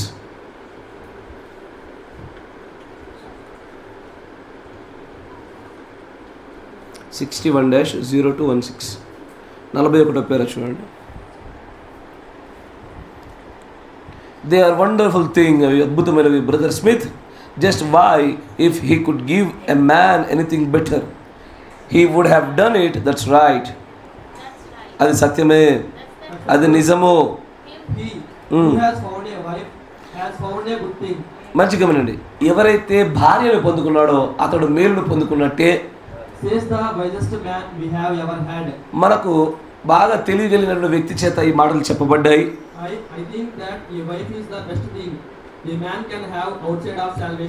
Salvation రక్షణకు బయట ఒక పురుషుడు పొందుకోగలిగే ఉన్నతమైన వరము భార్య. ఆయన ఈ మాట ఇక్కడే కాదు, చాలా చోట చెప్పాడు ప్రవక్త. నేను దాన్ని ఆధారం చేసుకుని చెప్తున్నాను. రక్షణ తర్వాతే వివాహ స్థాయిలు నిలబడతాయి. రక్షణే ఉన్నతమైనటువంటిది. రక్షణ యొక్క పరిధి దాటిన తర్వాత మాత్రమే ఈ వివాహము, భార్య, మిగిలిన వాటి ప్రాధాన్యతలు ఆధారపడతాయి. ఉన్నతమైన ప్రాధాన్యత, ఉన్నతమైనటువంటి స్థితిగతులు రక్షణకే ఇవ్వాలి. కానీ రివర్స్ అయింది స్టోరీ. కరెక్టేనా? హిందువుల్లాగే క్రైస్తవులు తయారయ్యారు. పెళ్ళికి ఉన్నతము, పెళ్ళి కంటే తక్కువగా అన్నప్రాసన, అన్నప్రాసన కంటే తక్కువగా పేరు పెట్టుట, పేరు పెట్టుట కంటే తక్కువగా గృహప్రవేశాలు, గృహప్రవేశం కంటే తక్కువ లీస్ట్ రక్షణ. దానికి ఇవ్వబడుతున్న ప్రాధాన్యత, దాని విషయాన్ని బట్టి పడుతున్న ఆనందాలు కూడా చాలా తక్కువ. రివర్స్ అయిపోయింది స్టోరీ, మొత్తం రివర్స్ చేశారు. దీన్ని రివైవ్ చేద్దాం. వర్తమాన వాక్య ప్రకారంగా రక్షణలో గొప్పదిగా చూపిద్దాం. వివాహాలు మిగిలిన విషయాలు రక్షణ కంటే తక్కువగా చూపిద్దాం. చాలా చోట్ల చెప్పాడు, out side of the salvation, రక్షణకు బయట ఒక మనిషికి పొందుకోగలిగే గొప్ప ఉన్నతమైన వరము భార్య. ఆమేన్. తర్వాత మరికొన్ని విషయాలు చూపిస్తాం. అదే వర్తమానంలో చూడండి, మరికొన్ని విషయాలు చూపించి ముందుకు సాగిపోదాం. 125వ పేర, 125, 126, 127 చూద్దాం. ఇప్పుడు తెలుగులో అన్న 65-0429 ఈ వధువుని ఎన్నుకున్నటలో 125 తెలుగులో చదవండి. నువ్వు మళ్ళీ నిలబడరా, నువ్వు మళ్ళీ నిలబడి ప్రార్థన ఎక్కడ అనగలుగు. సక్సెస్ఫుల్ 3 పూటలు లేచావు. ఆ విధముగా ప్రతి సమయమునందును నా మనస్సును తట్టుచునిను. ఒకడు అందమైన అమ్మాయిని ఎంచుకునేను, మరొకడు గుణములను ఎంచుకునేను. ఒకడేమో అందమైన అమ్మాయిని ఎంచుకున్నాడు, మరొకడేమో గుణము కలిగిన స్త్రీని ఎంచుకున్నాడు. ఇప్పుడు నీవు ఎంచుకున్న మార్గము అదొకటి మాత్రమే. మొదట గుణమును చూడుము. ఫస్ట్ నువ్వు చూడాల్సింది గుణాన్ని చూడాలి. ఎన్నికకు ముందే గుణాన్ని చూడాలా. గుణమును చూడకుండా ఎన్నిక సంపూర్తి చేయబడదు. నా మాట వింటున్నారా? Without observing the character your election, మీ ఎన్నిక మీ వివాహ విషయంలో సంపూర్ణం కాదు. తర్వాత మరియు అటు తర్వాత నీవు ప్రేమించిన ఎడల, అటు తర్వాతే ప్రేమించాల. ఎప్పుడు? గుణాన్ని చూడాలా, ఇవన్నీ చూసి ఎన్నిక జరగాల, ఎన్నిక తర్వాత ప్రేమ జరగాల. ముందే ప్రేమ జరిగిందంటే ఎక్కడో తప్పిదం ఉన్నట్లు. తర్వాత మంచిది గమనించండి, దేవుని యొక్క మొదటి ఆదాముకు అతని భార్యను ఎంచుకున్నట కొరకు. ఇప్పుడు చాలా అద్భుతంగా చూడండి ఇక్కడ సన్నివేశం. ఎలాంటి ఎంపిక లేదు, అక్కడ ఎంపిక లేదు. ఎందుకంటే ఉన్నదాన్ని ఒకతే లేడీ. కరెక్టేనా? అక్కడ ఆదాం దగ్గరికి అవ్వ తీసుకొచ్చి పెట్టినప్పుడు ఆయనకి ఎన్నిక ఏముంది? 2-3 ఉంటే ఎన్నిక ఉండేది. ఉన్నదల్లా ఒకతే, ఎన్నిక లేదు. ఎన్నిక అవసరత లేని పెళ్ళి అది. తర్వాత అతడు ఎంపికను పొందలేదు. దేవుడు అతనిని ఒకటిగా చేసెను. అతనికి ఎంచుకున్నకు ఆమె తప్ప వేరొకటి లేకుండెను, ఇంకొకటి లేకుండే. కాబట్టి ఆమె అతనిని దేవుడు వాక్యం నుండి దూరపరిచినదిగా చూడగలము. అయ్యో, మీరు జాగ్రత్తగా విన్నారా? ఒకవేళ ఎన్నిక ఉండుంటే, మనం ఇంకొక మాట చూసాము,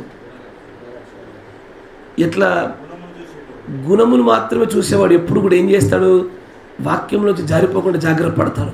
అందుకే ఎన్నిక అవకాశం ఉంటే గనక ఆయన ఏం చేసేవాడు? చేసుకోబోయేటాడు, పడిపోతాడు. గుణాన్ని చూసేవాడు. కరెక్టేనా? కానీ గుణం చూసి పెళ్లి చేసుకున్నాడా? పెళ్ళైనాక గుణాన్ని చూశాడా? అందుకే నువ్వు ఇచ్చిన ఈ స్త్రీ వల్లే పడ్డానయ్యా అన్నాడు. ముందే గుణాన్ని చూసి పరిశీలిస్తాయి. మొత్తానికి ఈ అమ్మాయి ఎట్లాంటిదో చూసి కొంతకాలం పని ఎలా చేస్తుందో గమనించి తర్వాత ఓకే అనుకుని పెళ్లి చేసుకుంటే బాగుండు. ముందు పరిశీలన చేస్తే ఆ గుణాలను పరిశీలించడం ఏమేమి బయటపడేది? ఈ అమ్మగారికి జ్ఞానం అంటే ఇష్టం. ఏమేమి బయటపడేది? ఈ అమ్మగారికి అందమైంది, ప్రీతికరమైందంటే బాగా ఇష్టము, రమ్యమైందంటే కదిలిపోద్ది అని ముందే బయటపడేది. గుణ లక్షణాల గురించి తిరగకుండానే ఎన్నిక జరిగేసింది. ఆమెనే ఇతగాన్ని మరణంలోనికి, మహిమను కోల్పోవడానికి కారణమైంది. తర్వాత ఇంకొచ్చి ముందుకు రండి. అతడు ఆ విషయం గురించి ప్రార్థన చేయలేదు.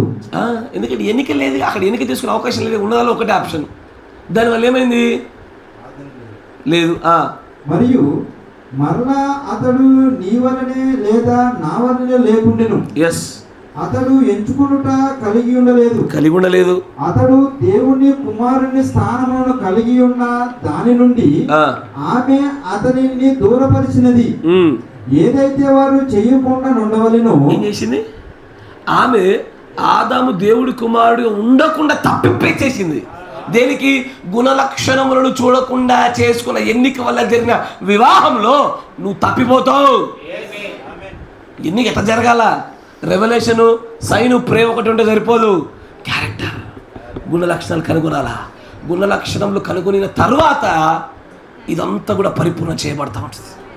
తర్వాత చూడండి, అతడు దేవుని కుమారుని స్థానమును కలిగి ఉన్న దాని నుండి ఆమె అతనిని దూరపరిచినది. ఏదైతే వారు చేయకుండా ఉండవలెనో దానిని ఆధునిక పద్ధతిలో జీవించు మార్గమును ఆమె చూపించట వలన ఆమె స్వభావమును ఉద్దేశమును సరికానటువంటిదైనను ఆధునిక కొత్త నాగరికత వెలుగు అను హేతువాదముతో ఆదామును అతనిని తనను వెంబడించు వాణిగా చేసి దేవుని వాక్యములకు వ్యతిరేకముగా అది ఉన్నను అది మంచి మార్గముగా జీవించటకు ఉండినట్లుగా చేసినది. ఇంకొచ్చు ఇప్పుడు ఎన్నో పేరు చదువుతున్నారు? ఇంకొచ్చు ముందుకు రండి. 127 కూడా చదివేద్దాం. అట్టి రీతిగా ఈనాడు ఎందరు స్త్రీలు మంచి పురుషులను అటువలే ఎందరు పురుషులు మంచి స్త్రీలను దేవుని నుండి దూరము చేయుటకు ఈ మతము పెంతుకొస్తే వారైన మీరు అది ఒక పాత పద్ధతిని అనుసరించు అనాగరిక సంబంధమైన వారు అదిగా హేళన చేయనట్టు చెప్పుటకు ప్రయత్నించుచున్నారు. వారి నమ్మవద్దని చెప్పుదురు. నీవు మాత్రం ఒక అమ్మాయిని వివాహము చేసుకున్నటకు ముందు బావుగా ప్రార్థించు. అది ఎంత అందముగానైనా ఉండనివ్వు, నేను లెక్క చేయను. అదే ప్రార్థించుటయే ఒక పురుషుడు చేయవలసి ఉన్నది. ఖచ్చితంగా చేయాల్సిందే. పురుషుడు స్త్రీనైనా, స్త్రీ పురుషుడినైనా వివాహానికంటే ముందే బలమైన ప్రార్థనలు, బలమైన సూచనలు, బలమైనటువంటి గుణలక్షణములు గూర్చిన అవగాహన కలిగి ఉండాలి. ఇవేవి తెలియకుండా చేసుకున్నాం అనుకో, ఇప్పుడు పెళ్ళిళ్ళు ఎట్టుంటే తెలుసా? మనకి ఎంతమందికి తెలియదయ్యా. పెళ్ళయ్యే వరకు ఏదో ఒకటి మభ్యపెట్టి కానీ 1000 అబద్ధాలని పెళ్లి చేసేస్తారు ఈ రోజున. చేసుకో మా అమ్మాయి రేపు పొద్దున ఏంటో మెసేజ్ అంటుంది, నువ్వు ఎటుపోతే అటే వస్తుంది, నువ్వు దేనంటే అదే అంటుంది. పెళ్ళైనా కదా నిజ రూపం బయటపడుతుంది. ఈ పెళ్లి కొడుకు ఆల్రెడీ పెళ్ళి లాక్ అయిపోయింది కదా, చచ్చిపోయింది ఈయన. దేని కొరకు? గుణలక్షణముల గురించి అవగాహన లేకుండానే పెళ్ళిలోకి దుంకినందుకు నీకు తెలుసా అసలు ఆ స్త్రీ ఎలా ప్రవర్తిస్తుందో? ఒత్తిడి గుండా ఎలాగుంటుందో తెలుసా? తనకి ఏ బలహీనతలో తెలుసా? తన పాపాలు ఒప్పుకుందా నీ దగ్గర? ఇవేవి తెలియకుండా చేసుకున్నావు కాబట్టి ఇప్పటికీ మూల్యాలు చెల్లిస్తున్నారు చాలామంది. ఆదాము చెల్లించినట్టుగానే మనము చెల్లిస్తున్నాం. కానీ ఆదాము దగ్గర పరిపూర్ణ వాక్యం లేదు, మన దగ్గర ఉందిగా. ఆయనకంటూ ఒక దూత రాలేదు, మన కోసం వచ్చాడుగా. మనం వీటిని తప్పించుకొని ఉండగలిగే వారము బోధ జరిగి ఉండుంటే, మనం దీని విషయంలో సిద్ధపడి ఉండుంటే మన పిల్లల్ని సిద్ధపరుద్దామయ్యా. మనం కొట్టుకున్నట్టుగా మన పిల్లలు మన కళ్ళెదుట కొట్టుకుంటే చూడడానికి అందంగా ఉండదయ్యా, అది సమాధానకరంగా ఉండదయ్యా. వారు మన కళ్ళెదుట ద్రాక్షలోని గుత్తుల వల్ల మన ఎదుట భోజన బల్ల దగ్గర ఉండాలి. వాళ్ళంతా శాంతి సమాధానంతో ముందు కదలాల. బ్రహ్మం గారు చెప్పినట్టుగా వారి వివాహాలైనా కూడా ఒకరి చేతిలో ఒకరు పట్టుకొని అందరం కూడా భోజనములకు ముందు తలలోంచి ప్రభునామంలో ఒక చక్కటి ప్రార్థన చేసుకొని ఆనందభరితులై అందరూ కలిసి భుజించేటువంటి ఒక ఆత్మీయ వాతావరణం ఏర్పడాలా. ఈరోజు అట్టుందా? మీ అమ్ముంటే నేను రాను అని ముద్దిప్పేటోళ్ళు ఉన్నారు ఆల్రెడీ. ఎక్కడో ఈ వివాహాలకు సంబంధించిన బోధ సరిగ్గా జరగకి ఎన్ని తప్పిదాలు జరిగాయి. ఇక నుంచైనా మీరు సిద్ధపరచాలయ్యా. ఇప్పటికే మీరు మీ జీవితాలు అనుభవించింది చాలు. మన భవిష్యత్ తరాలు బలంగా కడదాం. వివాహాలలో జ్ఞానయుక్తంగానో వివేకం రూపంలోనూ డబ్బు రూపంలో వేటి స్థానాలు పెట్టబడ్డాయో ఆయా స్థానాలు బట్టి చక్కగా ఒదిగింపేటట్టుగా చేద్దాం. మనం మీ పురుషుల్ని, స్త్రీలను అంటే వారి భార్యని పోషింపగలిగే సమర్థులుగా మీరు పెంచండి. మీ కుమార్తెల్ని మీరు చక్కగా ఇంటి పని గృహ పని చేస్తూ ఇల్లును చక్కబెట్టుకొని ఇట్లా వారిని పెంచి పోసిన ఉద్యోగాలు చేసినట్టు కాదు. మీరు మీలా పెంచండి, మీరు మీలాగా పెంచండి మీ బాధ్యతల్లో. అప్పుడు ఒక పరిపూర్ణమైనటువంటి దేవుడి చిత్తానుసారమైన వివాహానికి నాంది పలుకుతుంది. అలా కాకుండా మళ్ళీ మీలాగే చేద్దామా, మన తప్పిదాల వాళ్ళు పునరావృతం చేయగా చూద్దామా, వద్దయ్యా. మన కుమారులకు మనకు బయలుపరచబడిన మన వాక్యాల ఫలమే మన పిల్లల జీవితాలై ఉండాలా. వాళ్ళని ఉత్పత్తి చేద్దాం అవన్నీ కూడా. ఇంకా చాలా సంగతులు ఆయన అంటాడు. ఇంకొంచెం ముందుకు పోదాం చూడండి. దాని 139 పేరు అనేక కారణములతో అతనిని ఆదామును సమ్మతించినట్లుగా చేసి దేవుని చిత్తం నుండి తొలగించెను. చేస్తున్నారా? ఇవాళ అదే జరుగుతుంది. నేను ఒక సిస్టర్ ఉంది, ఒకప్పుడు భక్తిలో చాలా బలమైనటువంటి రీతిలో బలంగా నిలబడేది. పెళ్ళైన ఒక 2-3 ఇయర్స్కి మొత్తం కోల్పోయింది. అస్సలు ఆమెను 4 సువార్తల పేర్లంటే మర్చిపోయింది. నిజంగానే భయంకరమైనటువంటి దేవుడి యందు భయభక్తులు కలిగి ఉండి రోజుకు 10 సార్లు 20 సార్లు ప్రార్థన చేసే స్త్రీ పెళ్ళైన 2-3 సంవత్సరాలకి సువార్తల పేర్లు మర్చిపోయింది. మా తల్లి ఏందమ్మా ఇట్లా ఏందంటే మా ఆయనే దానికి కారణమని చెప్పింది. సరే భర్త గారి దగ్గర కార్యం జరుగుతుంది, భర్త గారి దగ్గర పోతే మా ఆవిడే కారణం నా బలహీనతగా ఆయన అన్నాడు. ఒకరినొకరు లాక్కొని ఇద్దరు దేవునికి దూరం అయిపోయారు. దేనికై అంటే వివాహం దేవుడి చిత్తంలో ఉండి ఉండొచ్చు, వివాహం తర్వాత వారి బాధ్యతలు వారు నిలబడలేదు. స్త్రీ బాధ్యత పురుషుడు చేస్తుండు, పురుషుడి పని స్త్రీ చేస్తుంది. అల్లకల్లోలం చేయబడిన జీవితం అయిపోయింది. ఎట్లా సరి చేయాలా? వారిని సరి చేయగలిగేది వర్తమానం ఒకటే. వారి వర్తమానాన్ని వినాలా. ప్రభు అని వర్తమానానికి మేము లోబడుతున్నాం నాయన. మా జీవితంలో మా కుటుంబాలు ఇప్పటివరకు ఏదైనా జరుగుండొచ్చు, కానీ భార్యగా నా పని నేను చేస్తా, నా భర్తగా నా భర్త నా పని ఆయన చేయనట్లుగా, నా పిల్లల్ని మేము సరిగ్గా పెంచినట్లుగా, ఈ వర్తమాన వాక్యాలు మాలో శరీరధార ఉన్నట్లుగా మాకు మరొక అవకాశం అని ప్రార్థన చేయాలి. ఈ వర్తమానం ఒకటే వారి కుటుంబాన్ని మళ్ళీ తిరిగి కట్టగలిగేది. ఈ ఏది కట్టలేదు. వారు ఏదో తాత్కాలికంగా భార్య భర్తలు మరలా ఏదో ఒక సందర్భంలో ప్రేమ కలిగి మళ్ళీ మాట్లాడుకొని అలాగే సాగుతూ శాంతియుతంగా సమాధానంగా పోయినట్టుగా ఉంటుందేమో, మరలా కొంతకాలం మళ్ళీ ఎప్పట్లాగే గొడవలు పడతారు. వారి పరిపూర్ణంగా పర్మనెంట్ రిపేర్ చేసేది ఈ వాక్యం వర్తమానం ఒకటే. ఇదే వారిని కట్టేది. వారు అలాగే కట్టబడాలా. లేదనుకో ఎప్పటికీ కట్టబడని కుటుంబము, దానిలో అపరిశుద్ధమైన పిల్లలు పుట్టుట, వాళ్ళు అక్కడోలాగా ఇక్కడోలాగా నడుస్తారు. వారు ఫంక్షన్లోకి వెళ్తే నగలు పెడతారు, ఇంటికి వస్తే మళ్ళీ తీసేస్తారు. ఫ్రెండ్స్ దగ్గరికి వెళ్ళి బర్త్డేలు కేకులు అంటారు, ఇంటికి వచ్చేసి మనకెందుకు మమ్మీ మనకెందుకు డాడీ అంటాడు.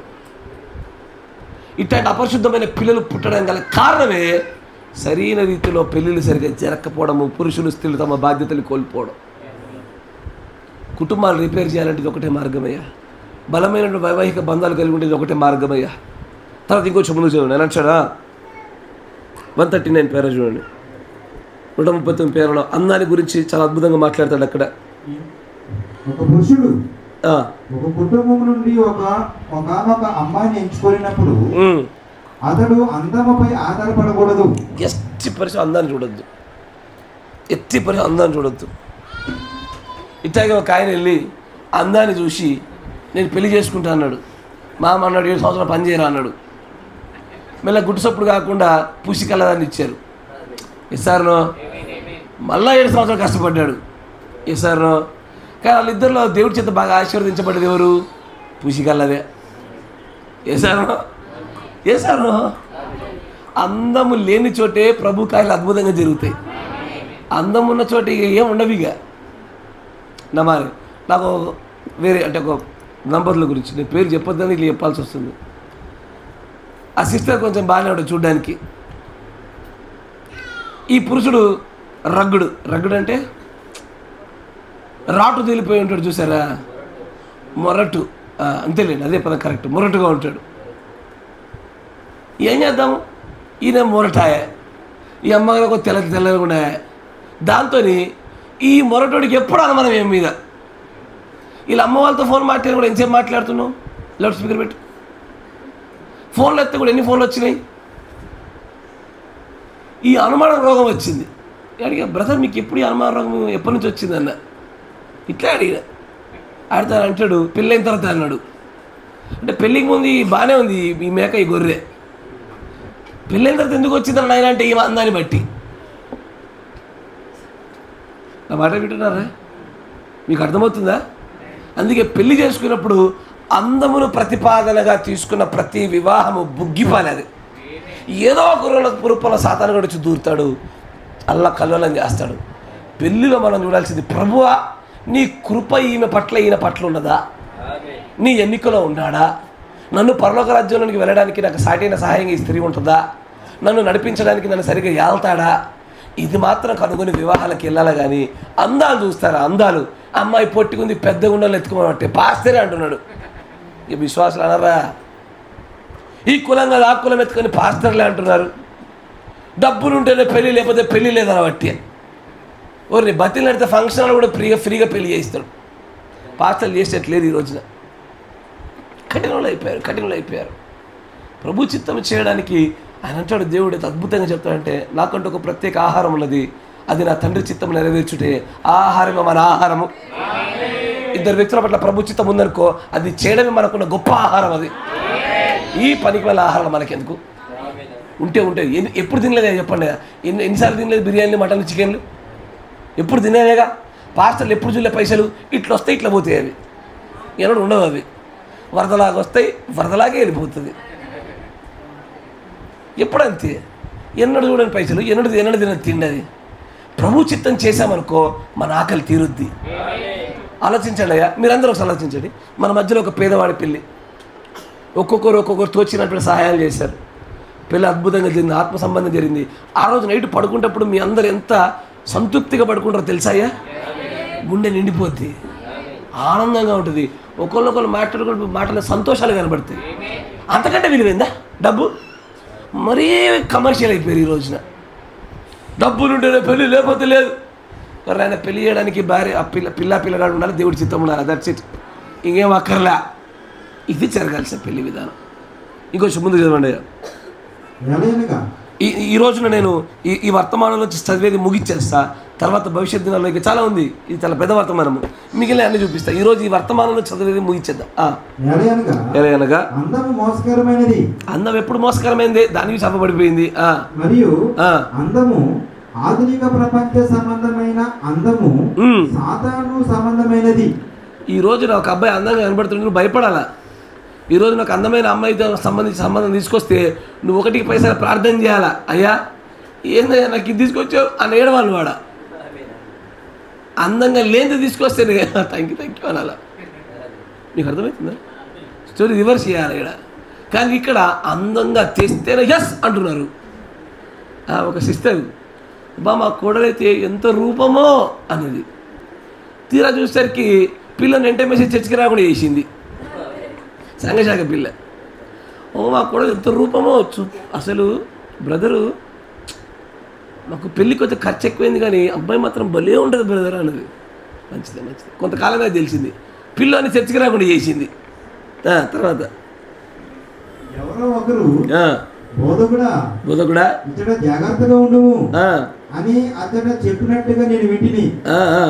ఈ లోకమునందు ఏదైతే అందము అని పిలువబడుచున్నదో, అంటే మీకు అర్థమైందా? ఆయన అందము ఈ లోకానుసారమైంది, సాతాను సంబంధం అనగానే ఎవరో విశ్వాసులు బ్రదర్ బీ కేర్ఫుల్ అంటున్నారు. అక్కడ ఎవరో ఒక ఆయన, ఈ లోకమునందు ఏదైతే అందమని పిలువబడుచున్నదో సంపూర్ణంగా సాతాను సంబంధమైనది. ఎగ్జాక్ట్లీ, ఖచ్చితంగా సాతాను సంబంధమైనది అందము.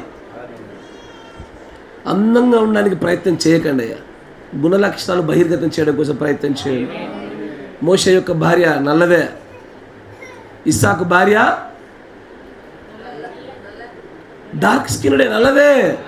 వర్తమాన ప్రవక్త చెప్పిందే చెప్తున్నాం మనము, నల్లదే. యాకోబు భార్య పుషి కల్లదే. ఎస్ సార్ కదా. అందమైన అమ్మాయి, అందమైన అబ్బాయి కనబడని నువ్వు భయపడాలి. యాక్చువల్గా కన్ను ఒకరు ముక్కు ఒకరు ఉంటేనే నువ్వు ఓకే కరెక్ట్ ఉన్నావు అనుకోవాలా. అరే నీకు అర్థమైతే నీకు స్టోరీ. సరే ఇంకొచ్చి ముందు చదవండి. సాతాను సంబంధమైంది, రుజువు కూడా చేస్తాడు. చేయలేదు, ఆది కాలంలో చూపించవచ్చు. ఈ అందం కోసం పెరుగులాడి పరుగులు ఎత్తినటువంటి యజబేలు ఉన్నారు, ఎంతోమంది స్త్రీలు ఉన్నారు. నేను చెప్పిన విశేషముగా ఎత్తి చెప్పబడిన దాని సందర్భమందు అది సరియేనా కాదా అని దేవుణ్ణి పవిత్ర వాక్యం నందు కనుగొందుము. మీలో కొందరు స్త్రీలు చాలా అందముగా నుండగోరిన యెడల అది ఎక్కడి నుండి వచ్చినదో గమనించుము. నువ్వు అందంగా ఉండాలనే కదా ఈ నాటకాలు వేసేది. అసలు ఈ ఆలోచన ఎక్కడొచ్చిందో తెలుసా నీకు? ఈ పౌడర్ వేసేది, ఫేర్ అండ్ లవ్లీ పూసేది, ఈ ఆభరణాలు వస్త్రాలు వేసేది, అందంగా కనబడాలని చేసేటువంటి అసలు ఈ ఆలోచన ఎక్కడ పుట్టిందో తెలుసా? ఆదియందు దూతలను మోసము చేయు వరకు సాతానుడు ఎంతో సౌందర్యమైన దూతగా ఉండెను. సాతానులోంచి వచ్చింది. ఈ రోజున ఒక పురుషుడే కానీ ఒక స్త్రీ కానీ అందంగా ఉండాలని ట్రై చేసిరనుకో, గుర్తుపెట్టుకోండి, వారిలో సాతాను ఆత్మ వచ్చేసింది. వారు సాతాను ఆత్మ చేత ఇట్లాంటి నాటకాలు ఆడుతున్నారు. ఆరోగ్యంగా కనబడే ప్రయత్నం చేయండి, మంచిది. అందంగా కనబడే ప్రయత్నం చేశారనుకోండి, ఇక చూడండి ఘోరంగా ఉంటుంది. ఇక కరెక్టేనా? కానీ ఇంటర్మేసేజ్ వాళ్ళు ఎప్పుడు అందం కోసం ప్రయత్నం చేయరు. రియల్గా ఇంటర్మేసేజ్లు ఉన్నవాళ్ళు పెళ్ళినప్పుడు చేస్తారు. మీరు చూడలే? ఇప్పుడు ఊకే అవుతుందా పెళ్ళి? ఒక్కసారేగా ఎట్టగొట్ట అని చెప్పేసి పెళ్ళి కోసం మాత్రం అందంగా తయారవుతారు. నిజంగానే ఎన్నడూ జుట్టు కత్తిరించడం పెళ్లి కోసం కత్తిరించడం కూడా చూసాను నేను. ఎప్పుడు కత్తిరిల్లాలు పెళ్ళిలోనే కత్తిరించారు. అంటే ఏమంటారు తెలుసా వాళ్ళు? స్ప్లిట్ ఎండ్స్ ఏంటది తెలుగులో? ఏంటది అవి? పగుళ్ళు. అమ్మ మంచిగా చెప్పారు. జుట్టు పగుళ్ళు ఉందని కొంచెం లెవెల్ చేసారు అంతే. ఎరా పగుళ్ళు. తర్వాత దూతగా ఉండెను మరియు అతడు దేవుని దూతలందరిలో ఎంతో అందముగా నుండెను. అందం అనేది పుట్టిందే వాడి దగ్గర. ప్రవక్త మరో చోట అంటాడు, ఇంక చెప్తాడు చక్కగా, నేను ఇప్పుడు చూపించాను సమయం లేదు. కానీ సృష్టిలో ఏది అందంగా ఉంటే చెప్పండి, అన్ని జంతువులలో మొగయా ఆగడయా?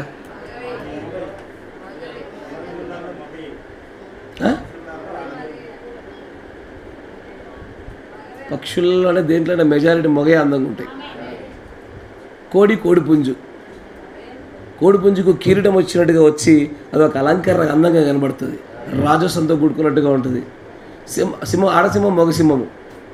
ఆడసింహానికి మగసింహం కంటే ఆడసింహానికి శక్తి ఎక్కువ, వేటాడేటువంటి దాని యొక్క నైపుణ్యం ఎక్కువ. కానీ జూలుతో కూడుకున్న అందం చూస్తే మగసింహమే అందంగా ఉంటుంది. కరెక్టేనా? మనుషుల్లో డిఫరెంట్ ఏంటంటాడు ప్రవక్త. ఈ పర్వర్షన్కి కారణం సాతానుగాడే. ఇక్కడ పురుషుడు నానాటికి బట్ట పొట్ట పెంచుతాడు, ఈమె నానాటికి అందం పెంచుకుంటూ పోతూ ఉంటుంది. వాస్తవమా కదా? రివర్స్ అయింది స్టోరీ. నిజంగా అందంగా ఉండాల్సినటువంటి ఈయన అందంగా లేడిగా, ఇటువైపు అందంగా అయిపోయారు. ఇక పోను అందం పెంచుడు. బోటాక్స్ ట్రీట్మెంట్ అని తెలుసా? బోటాక్స్ ట్రీట్మెంట్ అని ఫిల్లర్స్. ఇక్కడ ముడతలు వస్తుంటే ఇలా ఇంజెక్షన్స్ ఇస్తారు బోటాక్స్ అని. ఇదంతా ఉబ్బిపోయి చిన్నగా ఉబ్బిపోయి దాన్ని అసలు ముడతలు కనబడవు. నిజంగానే చూడడానికి 5-10 సంవత్సరాలు చిన్న వాళ్ళు అయినట్టే కనబడతారు. వయస్సును తగ్గించుకోవడానికి చేసే ప్రయత్నాలు. మళ్ళీ దానిపై పురుషులు ఎక్కువ అడుగులేరు, స్త్రీలు ఎక్కువ అడుగులేస్తారు. స్త్రీలు ఎక్కువగా అందంగా కనబడడానికి అలాగ తయారైపోయారు. కొన్ని చోట్ల ప్రవక్త స్త్రీలు సహజంగానే వాళ్ళు అందంగా ఉండాలనుకుంటారు అయ్యా అనేసరికి చూసావా ఒకటి పెట్టుకున్న గొప్ప అన్నారు. ఓ నాయన ఆమెలో అందంగా ఉండాలని కోరిక ఎక్కడి నుంచి వచ్చింది? ఇది చూడు. మళ్ళీ ఆ ఒక్క కొటేషన్ అక్కడ మట్టుకే చూసి స్త్రీ అందంగా ఉండాలనుకుంటే తప్పే ఉంది, ఆమె నేచర్, ఆమె స్వభావము కరెక్టే. ఇంతకు స్వభావం ఎక్కడికి వచ్చింది? సాతాను దగ్గరికి వచ్చింది. దాని మూలాలకు వెళ్ళి అర్థమయ్యేది నీ కథ. తర్వాత అందము సాతానునందు ఉంచబడి ఉన్నట్లుగా అది చూపుచున్నది. ఎస్, సామెతలు చెప్పెను, సొలొమోను చెప్పెను, అది సరియే. పాపము సౌందర్యముగా నుండును. ఎస్, అది వాస్తవమై ఉన్నది, అది ఆకర్షణీయముగా ఉన్నది. నేను మిమ్మల్ని అడుగుటకు మరియు ఇక్కడ కొంత విషయమును మీకు చెప్పగోరుచున్నాను. మీరు కొన్ని నిమిషములు గమనించవలెనని నేను కోరుచున్నాను. మనము పక్షుల యొక్కయు జంతువుల యొక్కయు ఈ లోకమందు అన్ని జీవరాశులు, పక్షులు, జంతువులు వాటి జీవితంలో మగ పక్షి మగ జంతువు అందముగా నుండును. ఆయన ఉన్నదాన్ని ఇప్పుడు మనం ఆల్రెడీ చెప్పేసాం. 145 పేరాకు వచ్చేసాడు. ముగించేద్దాం. ఈ యొక్క ఆ మెసేజ్ని చదవడం ఆపేద్దాం, వేరే సంగతులు చూద్దాం. 145 పేరా, సరే 149.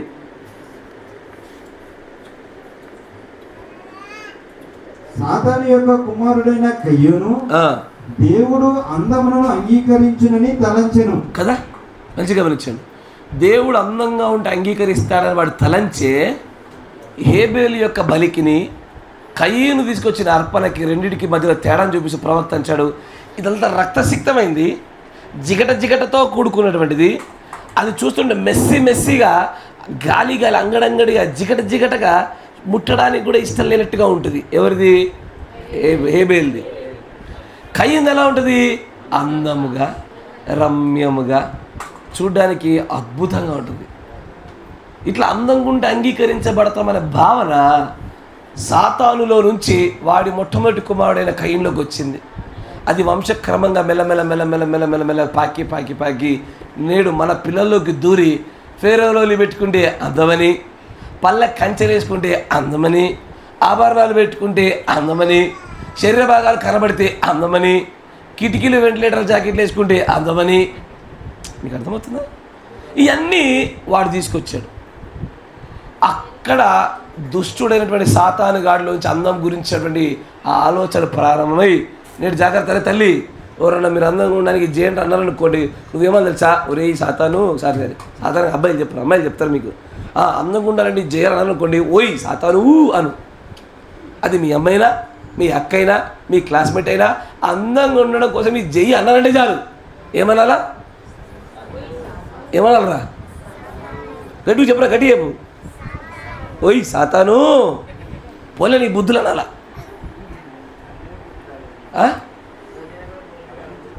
తన్ని కింద పడేసిన బుద్ధులు అని నీకని చెప్పాలా?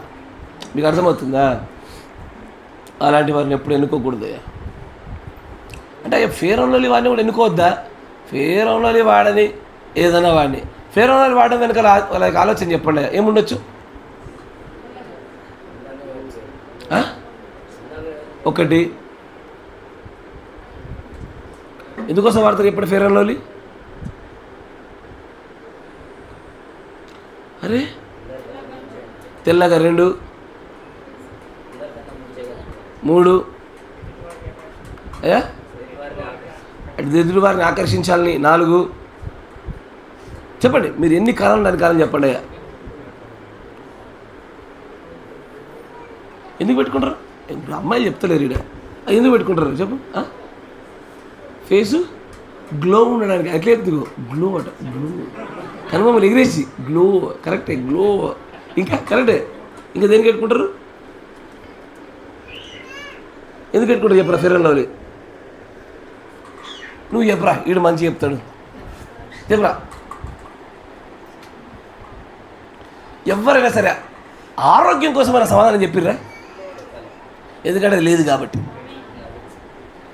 ఆరోగ్యం కోసం పూసుకో, కేజీలు పూసుకో, కానీ ఆరోగ్యం కోసం వాడరు దాన్ని, అందం కోసమే వాడతారు.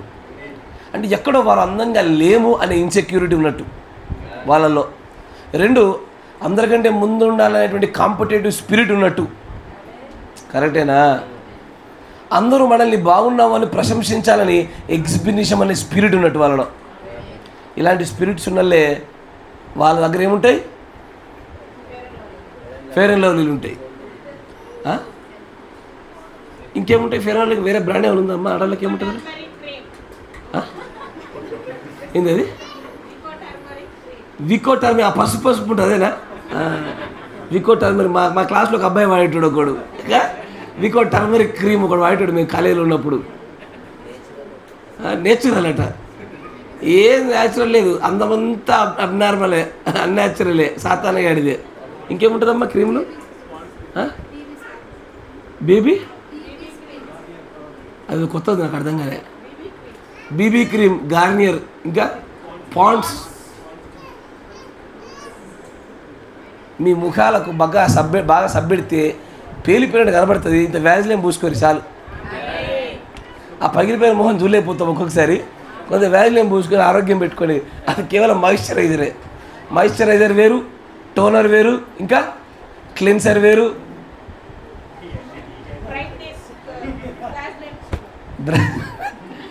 13 మంది అక్కలుంటే తెలుస్తుంది. ఉమ్మడి కుటుంబంలో 11 మంది సిస్టర్లు ఉంటే అన్నీ తెలుస్తాయి. చాలా ఇంకా చాలా తెలుసు. క్లెన్సర్ వేరు, టోనర్ వేరు, క్రీమ్ వేరు, నైట్ క్రీమ్ వేరు, బ్రైట్నెస్ వేరు. రాసుకొని వాడేరు, దేవుడు రాసుకొని మరి తంతాడు. అట్లా కాదు, జాగ్రత్త. ఇలాంటివన్నీ కూడా సాతాను సంబంధమైనవి తల్లి, మన దగ్గరికి వద్దవి. అసలు అందంగా ఉండాలన్న కోరిక మనకు వద్దు. తెలుసా? కొన్ని మతాల్లో కొన్ని శాఖల్లో వాళ్ళ ఇళ్లలో అద్దాలు ఉండవు తెలుసా? మీకు తెలిసే విషయం, వాళ్ళ గృహాల్లో అద్దాలు ఉండవు.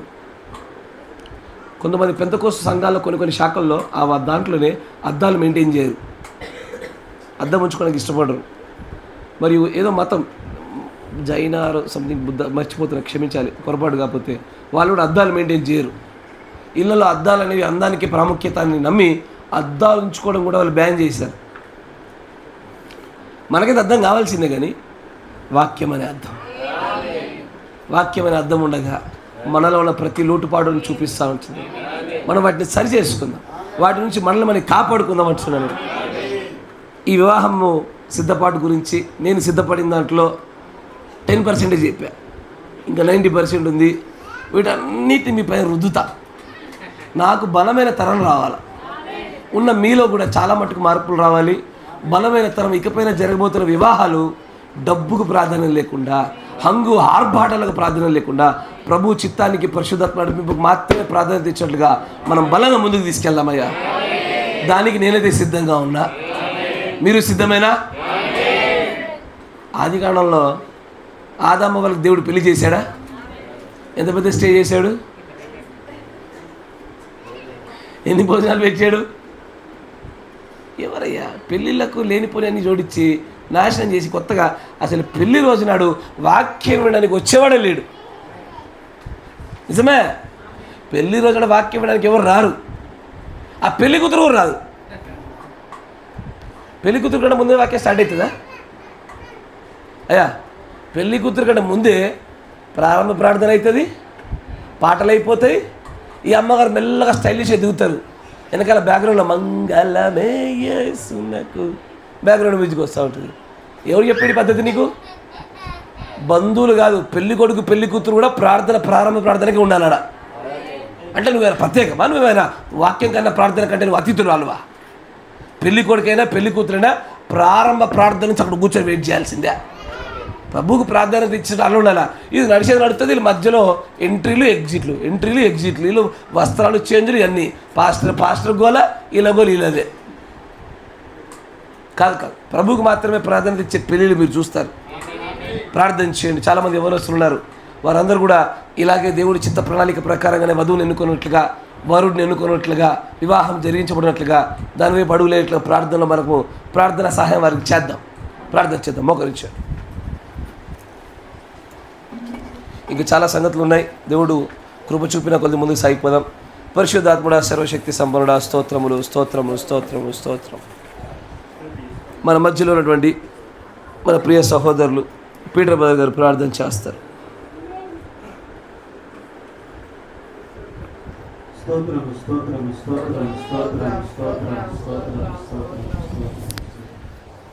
పరిశుద్ధుడా, మహోన్నతుడా, మహాగణుడా, యేసుక్రీస్తు రాజా, ప్రియ పరలోక దేవా, ఈ సాయంకాల సమయం నందు పరిశుద్ధుడా, మీకు నామం పెట్టబడిన సంఘములో, మీ నామం పెట్టబడిన జనముల మధ్యలో పరిశుద్ధుడా నన్ను మమ్మల్ని మరొకసారి చేర్చిన విధంగా మీకు స్తోత్రం చెల్లిస్తూ ఉంటున్నాము.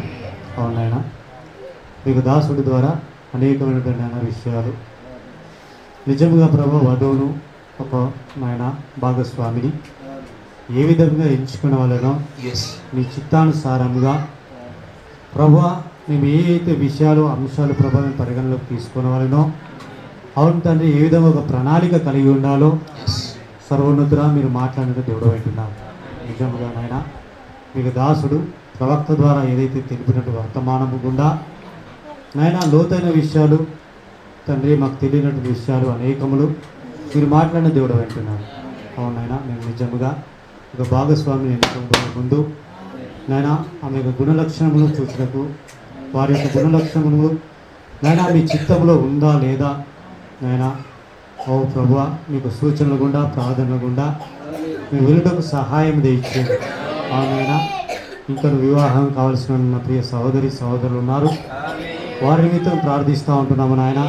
తండ్రి, వారికి జ్ఞాపకం చేసుకునండి ప్రభువా.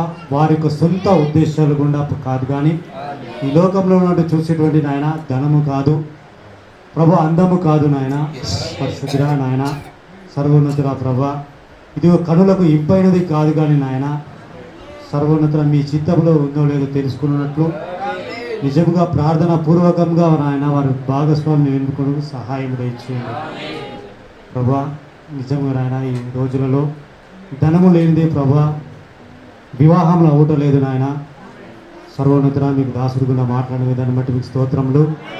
సర్వోన్నతుడా ధనము కాదు నాయన, మీ పేరు పెట్టబడిన జనము మధ్యలో సర్వోన్నతుడా ఈ వాక్యానుసారంగా ఏ విధంగా అయితే వివాహం చేసుకునేవాళ్ళనో ప్రభువా నా తండ్రి, ఇదిగో తండ్రి ప్రభువా ఈ మంది ప్రభా తండ్రి నాయన జనములకు ప్రభా జనుల నిమిత్తము కాదు కానీ, జనులకు చూపించుకున్న నిమిత్తము కాదు కానీ, పరిశుద్ధుడా నాయన ఈ లోకంలో పేరు ప్రఖ్యాతల కొరకు కాదు కానీ, సర్వోన్నతుడ సర్వ సృష్టికర్త వివాహ బంధము ఏ విధంగా ప్రభా తండ్రి ముడివేయవలసి ఉంటున్నదో సర్వోన్నతుడ ప్రభా మీరు మాట్లాడిన దేవుడు అంటున్నారు.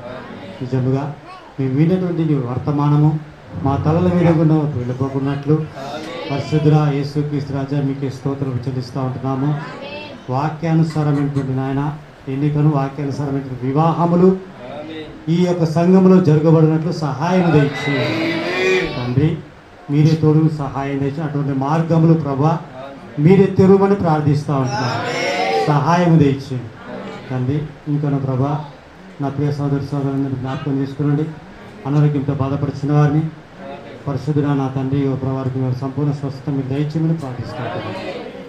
ఇంటికి మేము ఇంటికి వెలుగలిచిన ప్రభా మీకు వాక్యము చేత తృప్తిపడి ప్రభా వెళ్ళడం సహాయం దయచేసి నాయన ఇదిగో తండ్రి నాయన అవును నాయన మా హృదయంలో మేము భద్రం చేసుకొని ప్రభా నిజముగా వాక్యముని అర్థము గుండా ప్రభా మేము చూసుకున్నట్టు సహాయం దయచేయాలి. మీ దాసుని బలంగా మీరు వాడుకోనండి. ఇంకనూ ప్రభా తండ్రి నాయన అనేకమైన వర్తమానం గుండా పరిశుద్ధంగా మమ్మల్ని తృప్తిపరచమని ప్రార్థిస్తూ ఉంటున్నాను. మీ చిత్తం అయితే రేపటి జరగబోయేటువంటి నాయన హైదరాబాద్లో జరగబోయేటువంటి ఆ యొక్క కూటమిలో కూడా మీరు తోడు సహాయం ఇచ్చింది. ఓ ప్రభు మీకు దాసుని చేసిన ప్రయాణంలో కూడా మీరు తోడు ఉండండి, సహాయం. ఆ వాహనం కూడా నేస్తంలో కప్పించినాము. మీరు కృప చూపి నడిపించి సహాయం ఇచ్చేయమని ఆది నుంచి అంతవరకు అధ్యక్షత వహించండి. మా బంధువులు మా ఆగులు మా ప్రదర్శకులు యేసుక్రీస్తునామమున ప్రార్థిస్తున్నాము. పరిశుద్ధుడా సర్వశక్తి సంపన్నుడా, ఉదయకాలం మొదలుకొని నీ కోసం ప్రభా ప్రతిష్ఠించబడినటువంటి దినమున నీకు సమీపంగా నివసించిన ఈ ప్రేమని ప్రజలను ఒకసారి మీ గాయపడిన హస్తం చేత మీరు తాకమని ప్రార్థిస్తూ ఉన్నారు. వీరి మనవులను తీర్చండి నాయన.